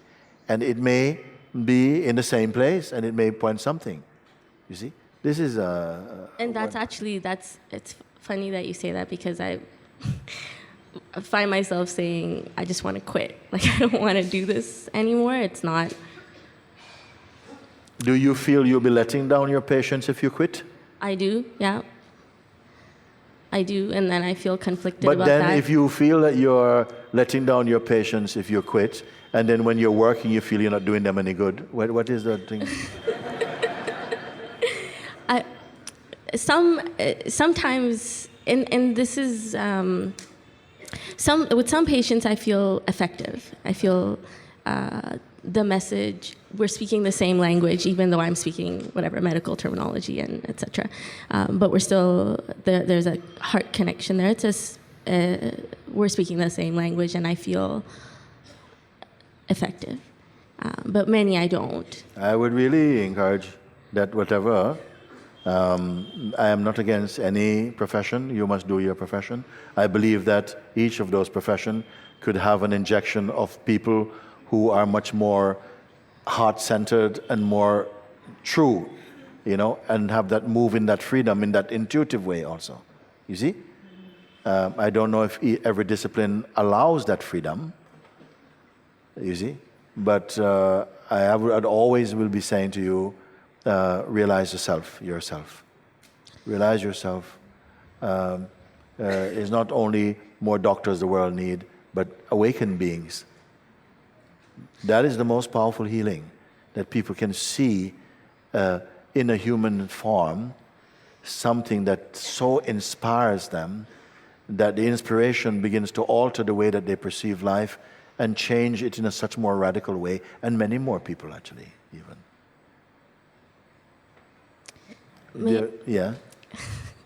And this, I'm not sure if this is too much of a mental question, but specifically with people who have like schizophrenia, I find myself really confused about how to engage, or I mean, I know medically how to engage and understand, but yes, it's very difficult when if you're coming from the person to treat someone with schizophrenic. You see, That is very difficult. You have to be coming from God. That is different. You have to be completely beyond your person in a way. You have to be empty. You have to be empty. You cannot come with technique. Technique will be something past. It will not be appropriate. You'll overlook many things. You'll miss many things like that. But when you are coming somehow from that space where, in a way, your being is a vehicle for this. Not only a vehicle, but you are the vehicle and the source, in fact, of it.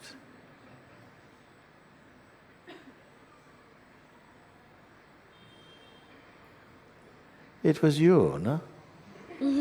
Yes. She also came after we spoke and was very, very much wanting to complete, because we were having dinner. We were guests there, and people were coming on the stage. You were one of them who were saying, can we talk about this? Because it was a sense of urgency, and I like that. I'm happy to step away from what we were doing to address that. And even someone else who I asked from that evening yesterday, please come here so we can talk more here, because I couldn't sit at the table with Swamiji talking about something else like that. So I'm very happy that it stirred something, and I'm sure many, many more people are somehow caught by this stage in their sadhana or in their life, and think it's a life decision time, and something needs to be clear because I've been in this stuck place for a while. No? You say something different though, that since the encounter, our talk, there has been some shift in your way of looking. Yeah, definitely. Yeah. Very good. If you don't feel there's anything coming now, there is something very strong coming now. Okay. So what I feel, swadharma, we call it in here in India, the personal way to Yes. to discover the self. When I was very young already, I felt very much like going to the cave and meditate. So I did that a few times. I went away for 3 months and just did my meditation practice. And there was always some or the other encounter, like God was kicking me out to the world. Like, this is not your way, you have to be in the world. I had that many times in my life, although I felt this pull to go very strongly into practice. Okay. So now I feel that every day it is showing me. It's not a clear way. It's not that just sit or just work. It's like a fine, way.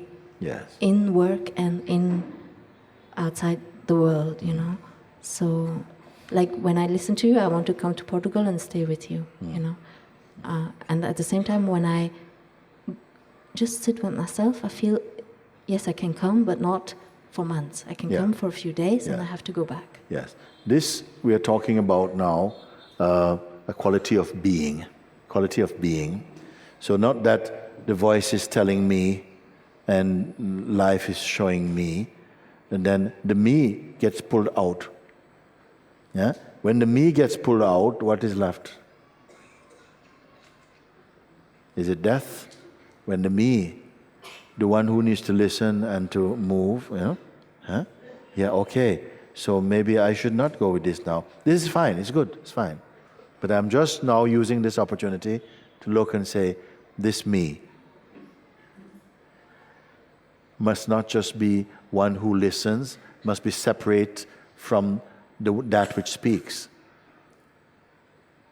You be that in which the speaking and the listening happens.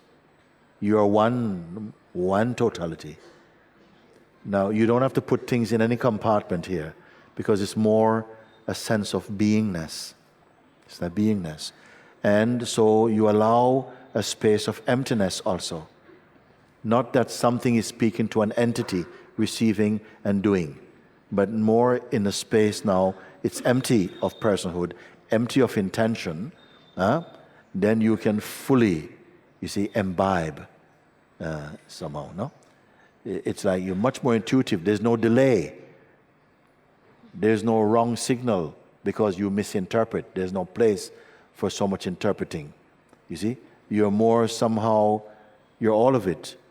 When we said very often, we want to taste the honey, you don't want to be the honey. You see? Because we love experiencing, we love, it's nice. What about this one? No. You want to taste the honey, you don't want to be the honey. But here, you are having both. You are tasting the honey of life, and you are also the honey. You are the life. You are tasting the life, you are the life, and you're also the witness of this life. It is not three separate roles you're playing, and how do you balance them? This is different. You don't know anything at all, actually. You don't know. And people ask you, but how do you do? You say, well, it doesn't come from how do you do. You may not be eloquent to explain anything, but you'll be effective. Not at saying, okay, I want to do this, and it gets done. Just you are. And this I amness becomes enough. Not, I am doing very well, and I want to expand my group. No, not this. Just the I am. It's not like the sun. It doesn't say, oh, I really feel tired today. I don't think I'll radiate so much heat today. It doesn't say, oh, I like shining on daffodils, but I hate shining on poo or something like this, no? Because a complete waste of my heat. No, everything gets bathed in its light, its warmth, its radiance. Something like this is like that. You're not picking and choosing who will receive my grace, who will receive my energy. You see? It goes to anyone and whoever can take it. It's a very different thing than when you contain and remain as a person doing something, receiving blessing and passing it on. You see? You are the blessing. You are that. You are the giving and the receiving also. And yet you have this sense of a relationship with a higher power. You have this reverence for the higher power. But you are moving also as a unitive being. Like each one is like a seed. And each seed has the power of completeness inside it. And it is being fed from inside and from outside. Because it is one work. Or one, you see? And so the tendency to think, I am important because if I am not here, this will not be done. These things, they slide away. Like Christ say, Jesus says, while I'm in the world, I am the light of this world. While I'm in the world, I am the light of this world. It's not an arrogant statement. He didn't say, while I'm in the world, I will shine the light on the world. I like this part, I shine. He says, I am the light. The light does not choose what to light. It lights everything. It is so abundant. Are we so available? Or do we want to just support your favorite charity? It is also good, it's fine also. Just one thing, I point you to your natural universality. If you want only so much truth, it will take some practice and it will take some determination. It will take time. But if you want all the truth, it will take you no time.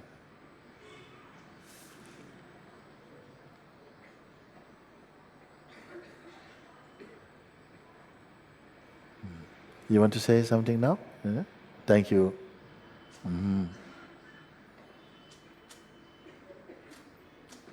Thank you.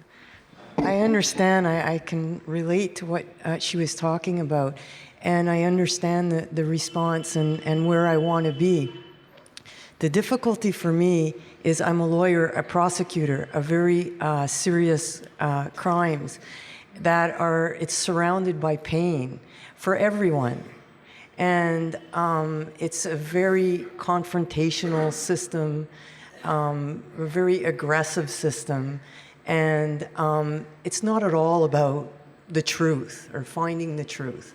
It's about identity and ego and many other things.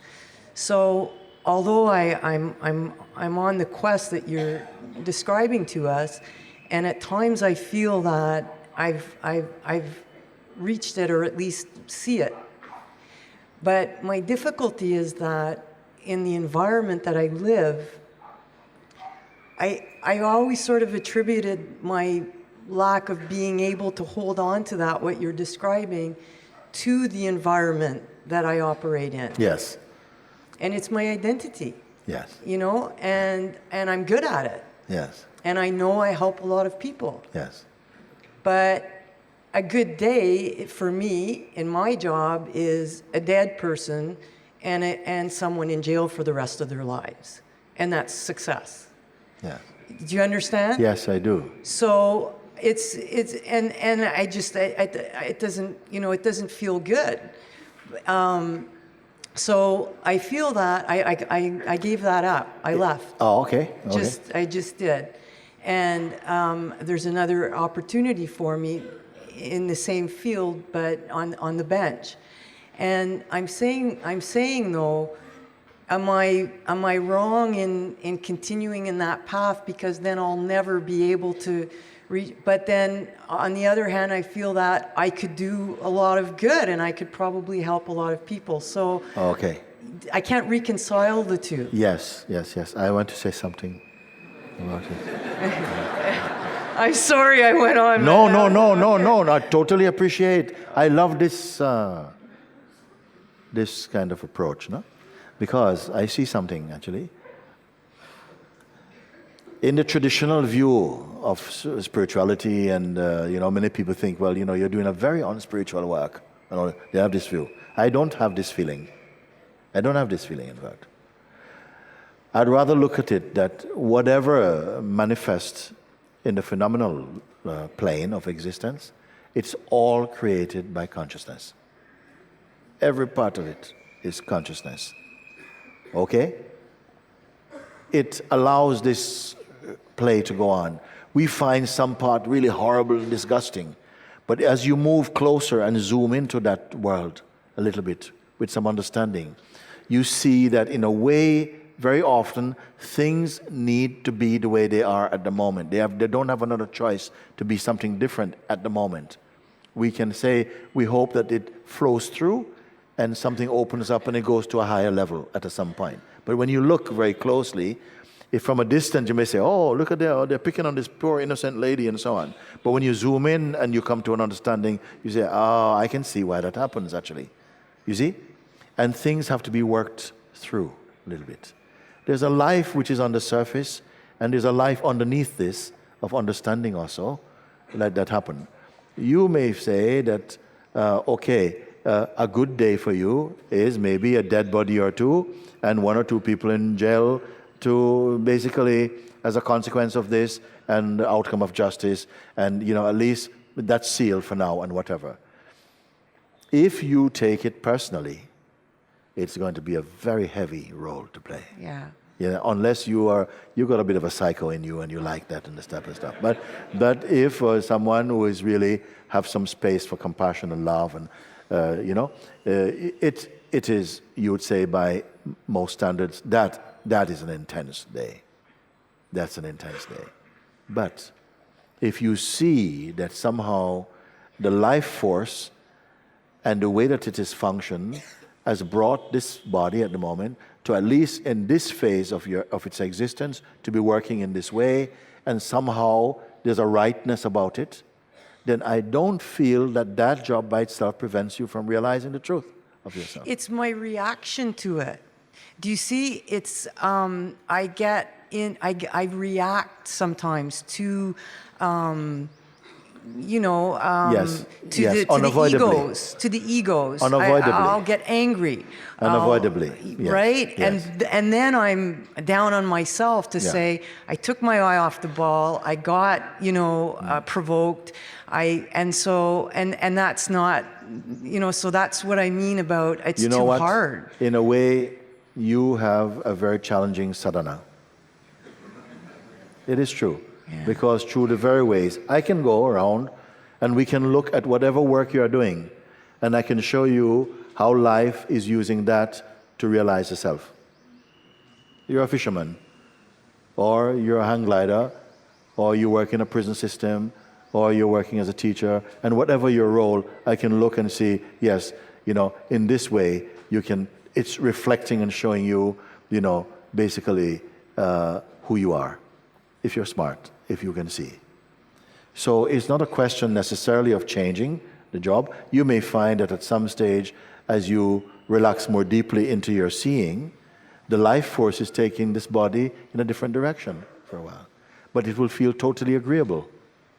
Because if the mind is really the place of making decisions and saying, well, you know what, I'm trying to work this out, but it's coming from a mental and the experience of a person, it will be very different than when it arises spontaneously and intuitively as an urge arising from the unknown or from the deep. But will we take this risk? It is the same consciousness, but somehow it's being informed from different sources. One being from the sense of one's personal existence and from your own personal experiences and from the discipline and the encounters you have with people and whatever other factors contribute to how you're experiencing your day at any particular moment, you see. But for one who is, and there could be one, in much the same way as there was a King Janaka who had to rule an entire kingdom, but became awake to the self and did it beautifully because his person was gone and everything became a flow. He just somehow, it did not take him away. There will come a time when the idea of being distracted from yourself or taken away from yourself will become a redundant idea. You will not use it because it will not be a truth for you anymore, like this.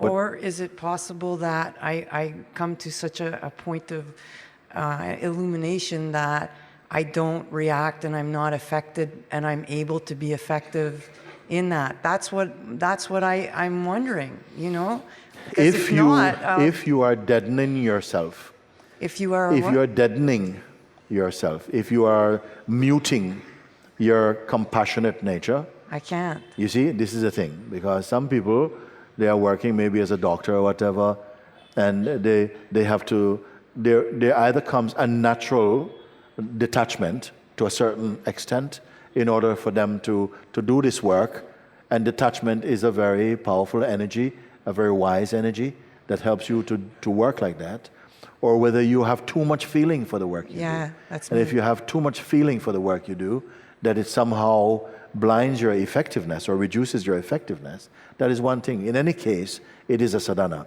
It is a stage in life that the consciousness is experiencing in its human portrait, and will use that somehow in its, you can say, in its journey or its season to it, which it has to try and recognize its original place again.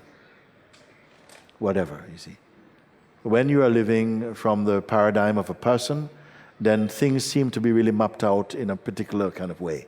They don't follow that way, but there is a kind of a track. When you are moving from the place of presence, tomorrow does not really exist for you. You're only ever in the now. And because of this, you don't get tired in quite the same way. Because a lot of energy is taken just to think your life. If you're thinking life rather than being, you'll lose and spend a lot of energy. This is why sleep comes. Sleep is grace to give you a break from thinking, a break from experiencing.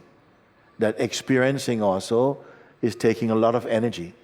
But for one who has come to know mind, whose mind functions in a very neutral way, and by neutrality I mean that you are empty of intention, and yet if something is ordered by the universal consciousness, it simply arises inside his body as an urge or an inspiration, and it moves in a way, and you'll find that other beings or help is coming, almost like a community of help is coming to carry out or to fulfill that intention. And when it has accomplished what it sets out to do, again it collapses back into emptiness again. That will be our experience. Rather than planning agendas and strategies and so on, because then you're working as an independent force, relying upon your experience and so on, and your contacts and all of that. The way of the Spirit is very different from this. It is that you are empty of personal self, and somehow you are just naturally in harmony with the cosmic vibration. How that will work, you don't need to know at all. For instance, as an example, in the early days, I spent a lot of time just sitting. It was just what was enjoyable, just sitting. People would come and sit with me, and if talking happens, but very often it did not happen. Then someone came to visit me from another country, and somehow while she was there, she had a change in her perspective, and she invited me, please come to my country, and we have meditation groups there. Many people would love to meet you. And that was my first visit, my first ever satsang in a formal way. And we traveled, we went there to Ireland, in fact. And when I went there, they had arranged everything for it to take place. We were staying she lived in an old part of a church. There's a big church there. And then the satsang was taking place in the choir boys' room, which was a very big room, a third of the side of this room. And my bedroom was right next to it. And then as it was coming close to 7 o'clock, the time when satsang was about to start, I hear lots of footsteps. I open the door, look, many people going. I say, oh my God. They are expecting something from me. And I don't have anything planned at all. Which was fine in my own house, fine in my life, I moved like that. And for the first time I sat and I thought, there's a room full of people. What am I going to talk about? And this doubt came. And then I started to think, oh my God, quick. I only got 7 minutes. Oh, no. Yeah? And then, I will talk about attachment, desire and attachment. They will like that, okay? So I went in the room and I greeted everybody and thank you, namaste, welcome everyone, like this, no? And they're all looking at me like this. And I said, I think today we will talk about desire and attachment. Okay? In 3 minutes, I'd covered the subject. Okay? And then I was completely lost. I was thinking, okay, now what, like this. That was the first time. It was so unpleasant. That was the first and the last time. I had never done that. It's so deeply unpleasant that I had never done that since. Wherever you are going, to meet a prime minister, to go into some red light district, or to go into a place of police officers or whatever, or to sit in satsang. I have not come and decided what is going to be. Well, I suppose I'm talking about the same thing every day. But how it will go and how something will, even as you're speaking, sometimes people say, they bring a letter, I don't want to read it before it needs to be read. Then it comes fresh.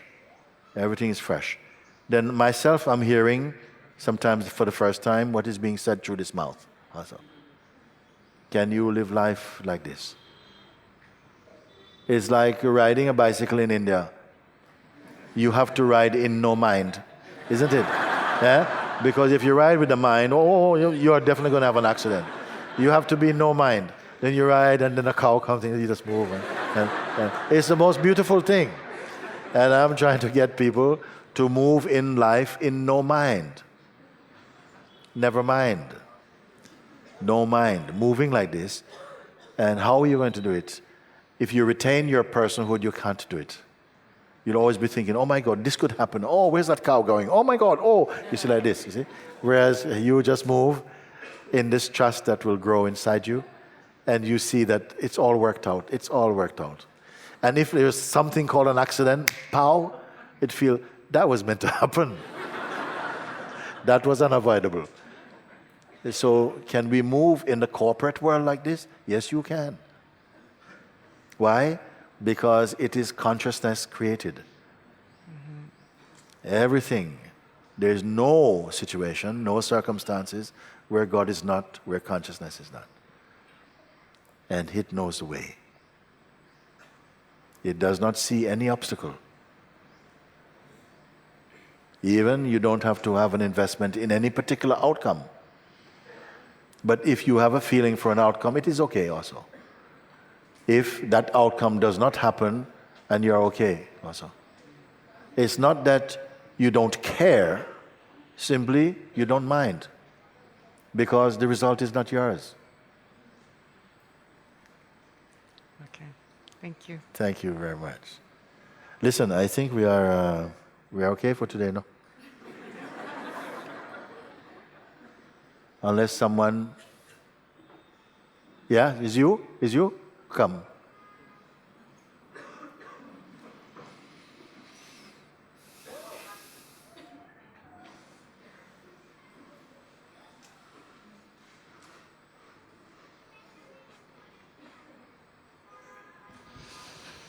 Hi, Mooji. Hi. I've never been a believer or in any of these things. Yes. Never been into spiritual stuff. Okay. I've been traveling in India for about 2 months and a half, but I Okay. came just to travel and see Yes. places and meet people. And during my travels, I met someone very special who brought me here. I've been coming to you for the past 3 weeks. Yeah. Just sitting here, most of the time I don't even pay attention. The few times that I pay attention, I'm thinking, okay, maybe this is the moment where I should be listening. But then I go back to my own thing and I don't pay attention. And today, the first hour, something happened. I don't know how to explain it. But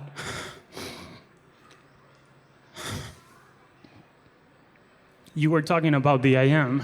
Yeah. And all these 3 days that I've been coming here, I have no clue what you're talking about. And I kept asking my friend, can you explain this to me? What's all this comes to the I am, myself, me, you, we. I had no idea. And then today, during the first hour, when you were talking about the I am, the sense of the I am, I finally got it. Yes. And I started feeling sick, and I started sweating, and I started crying. I don't know why. It was just... And I'm still feeling sick, and I was sitting there, and I was not going to leave this place until I come here and let you know this, because I had to. Yes. Today is my last day, and Yes. somehow I had the need to tell you this. I don't have any questions. Yes. It's just this, Yes. that's all. Yes. And- you can come, can you bring? Yeah. Yes. My heart started Yes. racing. You are being touched by grace. It is what you were brought here by grace, and now you are in the fire of grace. And it is not a mental thing that you now have to work out and have to explain, but it will continue to reveal itself. You see, you came here for this. Everybody came here somehow, not just as a student to learn something, but actually to be set on fire. Because your life cannot just merely be like an unlit incense. It also has a smell, but it has to be lit to release its fragrance. And whatever it is that's happening, I say it is grace. Grace has touched you, and it is going to continue revealing and revealing and revealing. And if you're sweating and crying, it is all fine. What I say sometimes, go home, get in your sleeping bag, okay, zip yourself in, don't come out, and marinate like a jacket potato, okay, in this. Just stay there and don't try and work anything out. You'll have laughter, you'll have crying, everything is going to be done until you're cooked and tender as prasad for God. This is a beautiful thing that is happening for you, and it is what is the most gracious outcome, in fact. It's something was trying to speak to you all your life, in fact. It was trying to get through, to connect with you from all your life. It's like this. And now somehow the signs are good, and something has touched. You see, it's touched this place, and again now you're like this. So I'm very, very happy for you. Me too. Very happy for you. Come here.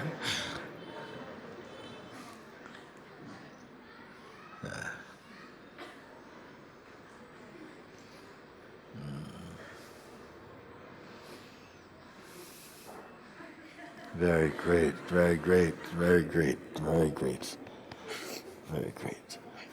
Thank you. Wonderful, wonderful. I am with you also on this. Very beautiful. Very good. Huh? Now what's happening over there now? Huh? Bring her up here. And then.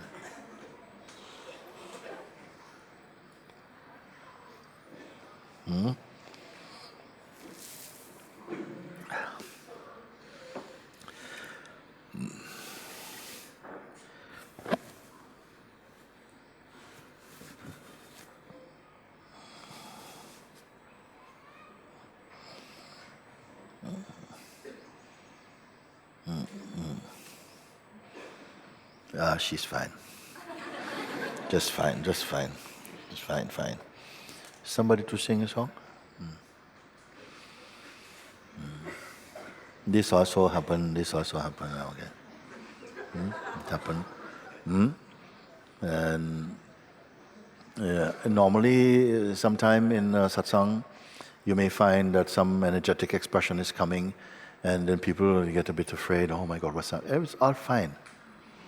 It's just that normally in our society is so overcultured that there is not room for this, and we don't understand. Oh my God, what's happening? I said, no, it's perfectly. God energy is moving in the. Let it enjoy. Let it enjoy. Nothing wrong like that. No. Sometimes somebody have to scream. Very good, very good. You see, and nothing to be afraid. Oh my God, no. You see, so. All is good. All is good. Who is coming?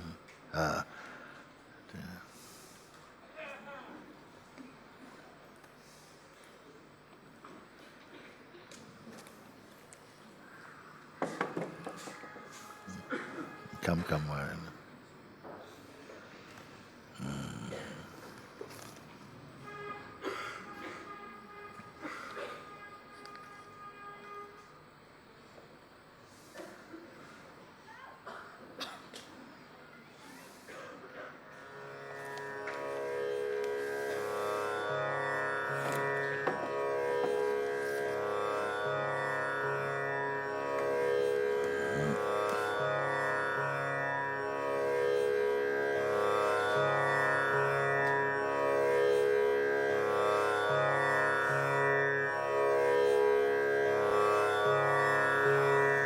Namaste, Mooji. Thank you so much.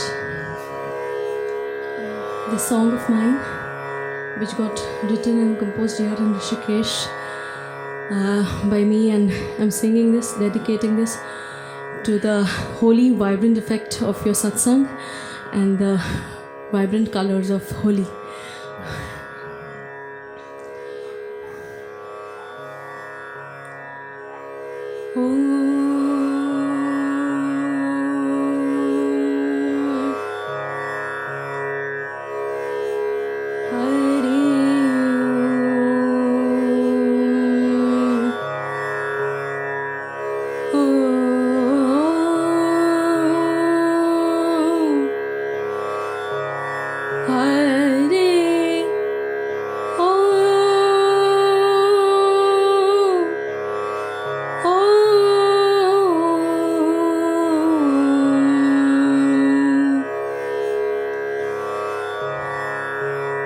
रंग लगा मूजी सत्संग का रंग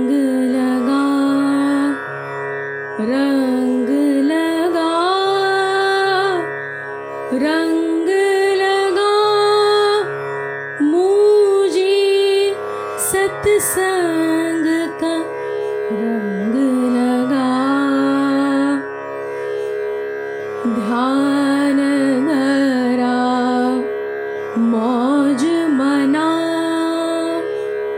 अंतर के सुर से जो सुर है सदा ध्यान धरा मौज अंतर के सुर से जो सुर है सदा रंग लगा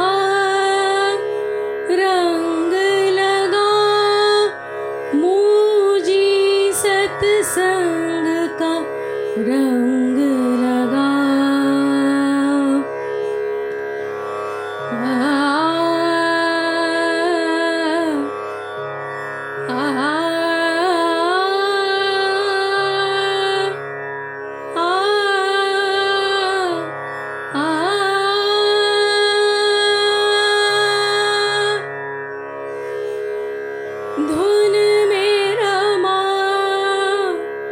धुन में रमा अद्वैत के मार्ग पे जाता चला धुन में रमा अद्वैत के मार्ग पे जाता चला होगा भला सब होगा भला परम कृपा से होगा भला सब होगा भला परम कृपा से होगा भला रंग लगा मूजी सत्संग का रंग लगा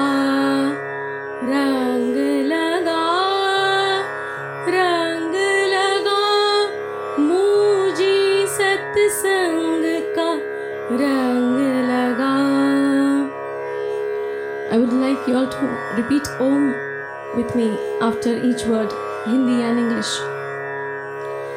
Kripa, Om, grace, Om, Shanti, Om, peace, Om, Kripa, Om, grace, Om, Shanti, Om, peace, Om, Satya, Om, truth, Om, Sakshi, Om, witness, Om, Prem, Om, love, Om, Dhyan, Om, meditation, Om, Utsav, Om, celebration, Om, Samarpan, Om, surrender, Om, Shakti, Om, energy,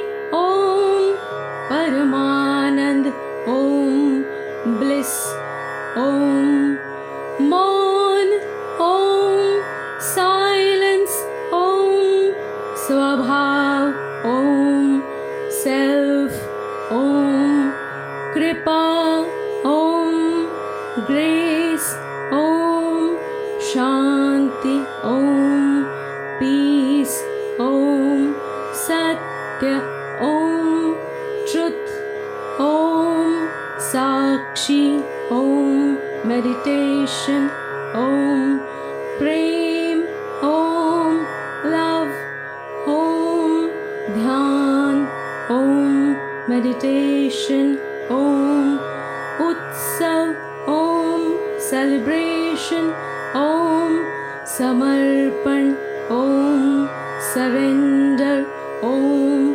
Shakti, Om, energy, Om, Paramanand, Om, bliss, Om, Maun, Om, silence, Om, Swabhav, Om, self, Om. Arunachala, Arunachala, Arunachala, Arunachala, Arunachala, Arunachala, Arunachala, Arunachala, Karuna Kara, Karuna Kara, Karunakara, Karunakara, Karunakara, Karunakara, Karunakara, Karunakara, Arunachala, Arunachala, Arunachala, Arunachala, Karunakara, Karunakara, Karunakara, Karunakara, Parameshwara, Parameshwara, Parameshwara, Parameshwara, Parameshwara,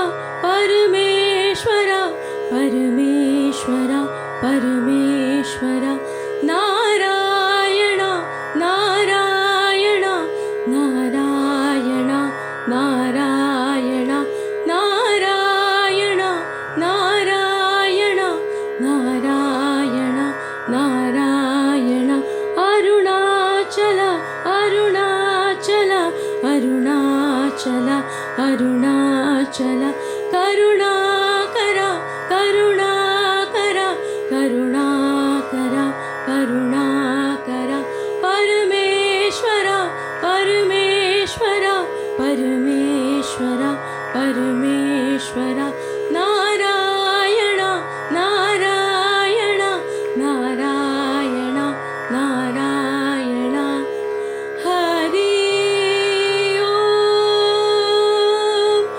Hari Om, Hari Om, Hari Om, Hari Om, Hari Om.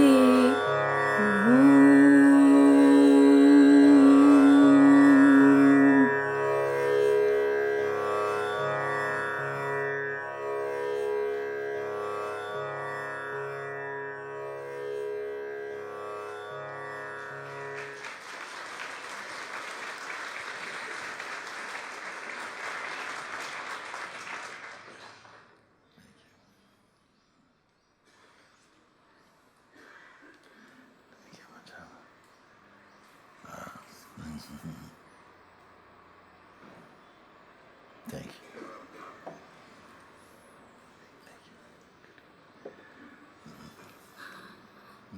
I'm leaving.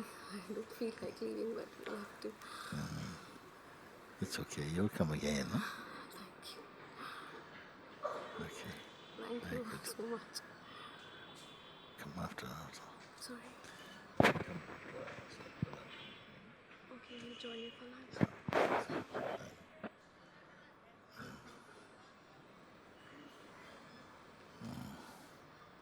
Just thanks. Can I just thank? Thank you, my friend Neil, for bringing me to Mooji, my sister Avni, and Mooji Sangha, Omkara, and all the whole team. Thank you. You,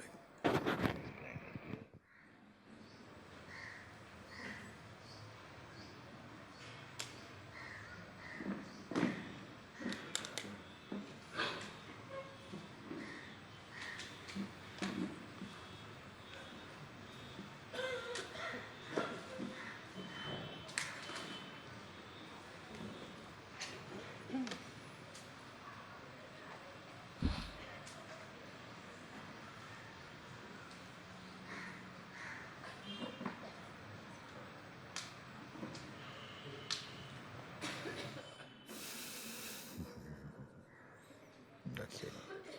Very good, very good. Today I've been very happy because somehow in satsang it comes sometimes when a clear sort of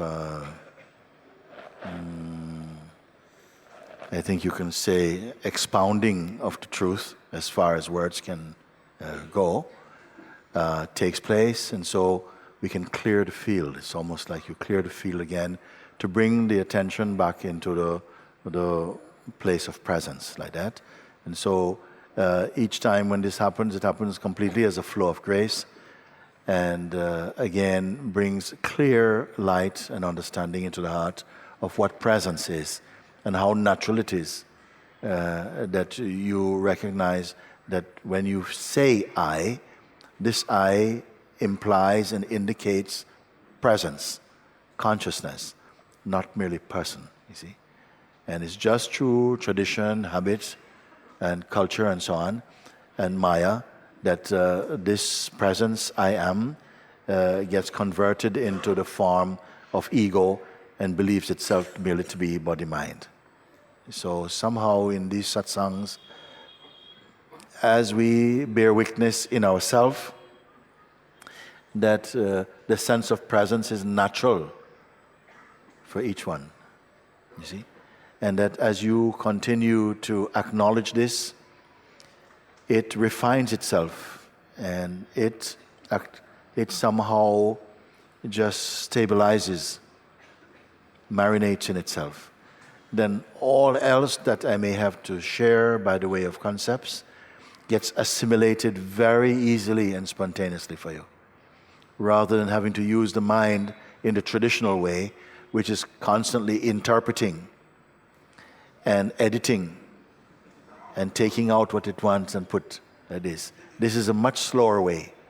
I want you to be aware that when you listen from heart energy, your way of recognition happens in a much more direct and more profound way, because you're listening through synchronicity rather than through effort, mental effort, like that.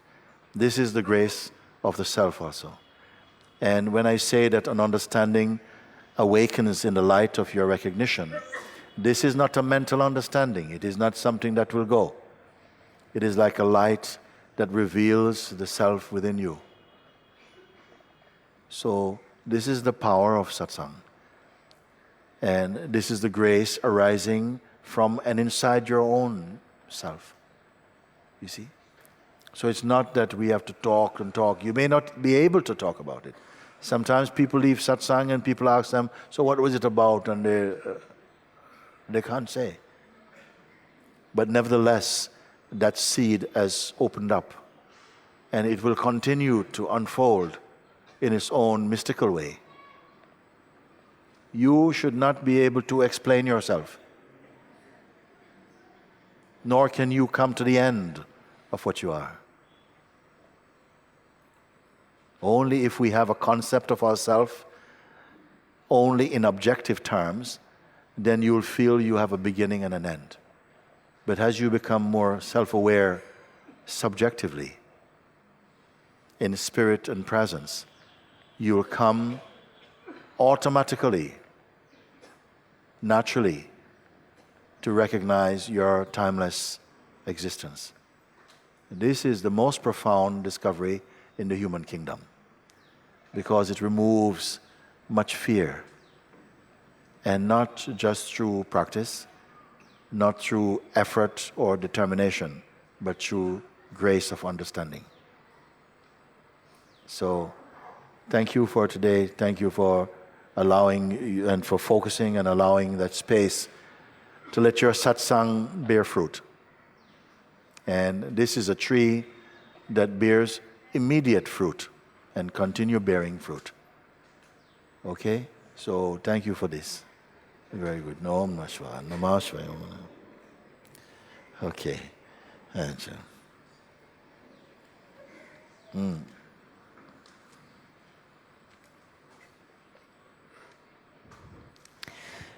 I'd like to remind everybody that there is no satsang here tomorrow because of the Holy Festival.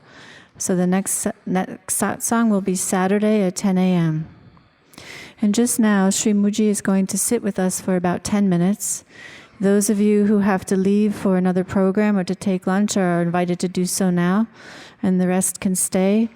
And in about 10 minutes, Guruji will leave the stage. And at that time, there will be no darshan line. Thank you.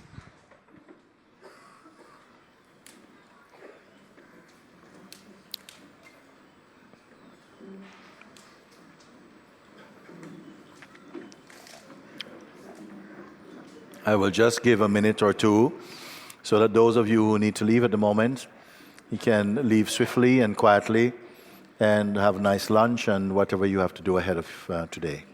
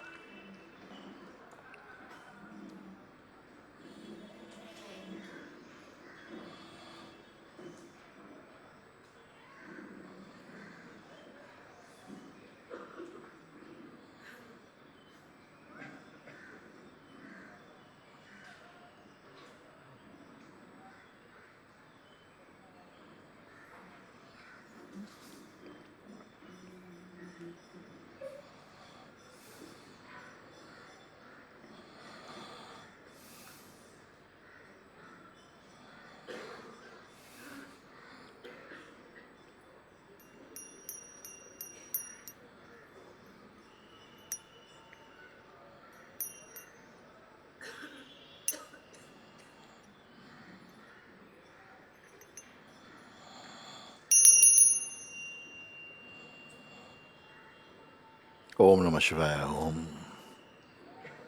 Om Shri Arunachala Shiva. Om. Om Namo Bhagavate Shri Ramanaya. Om. Om Namo Bhagavate Shri Punjaji. Om.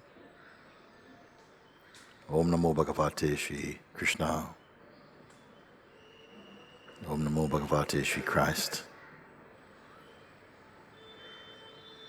Om Namo Bhagavate Shri Buddha. Om Namo Bhagavate Shri Ananda Mahima. Om Namo Bhagavate Shri Yogi Ram Surat Kumara. Om. Om Namo Bhagavate Shri Mahadev Ki. Om Namo Bhagavate Shri Nisargadatta Maharaj. Om Namo Bhagavate Shri Ram. Om Namo Bhagavate Shri Ganga. Om Shanti, Shanti, Shanti.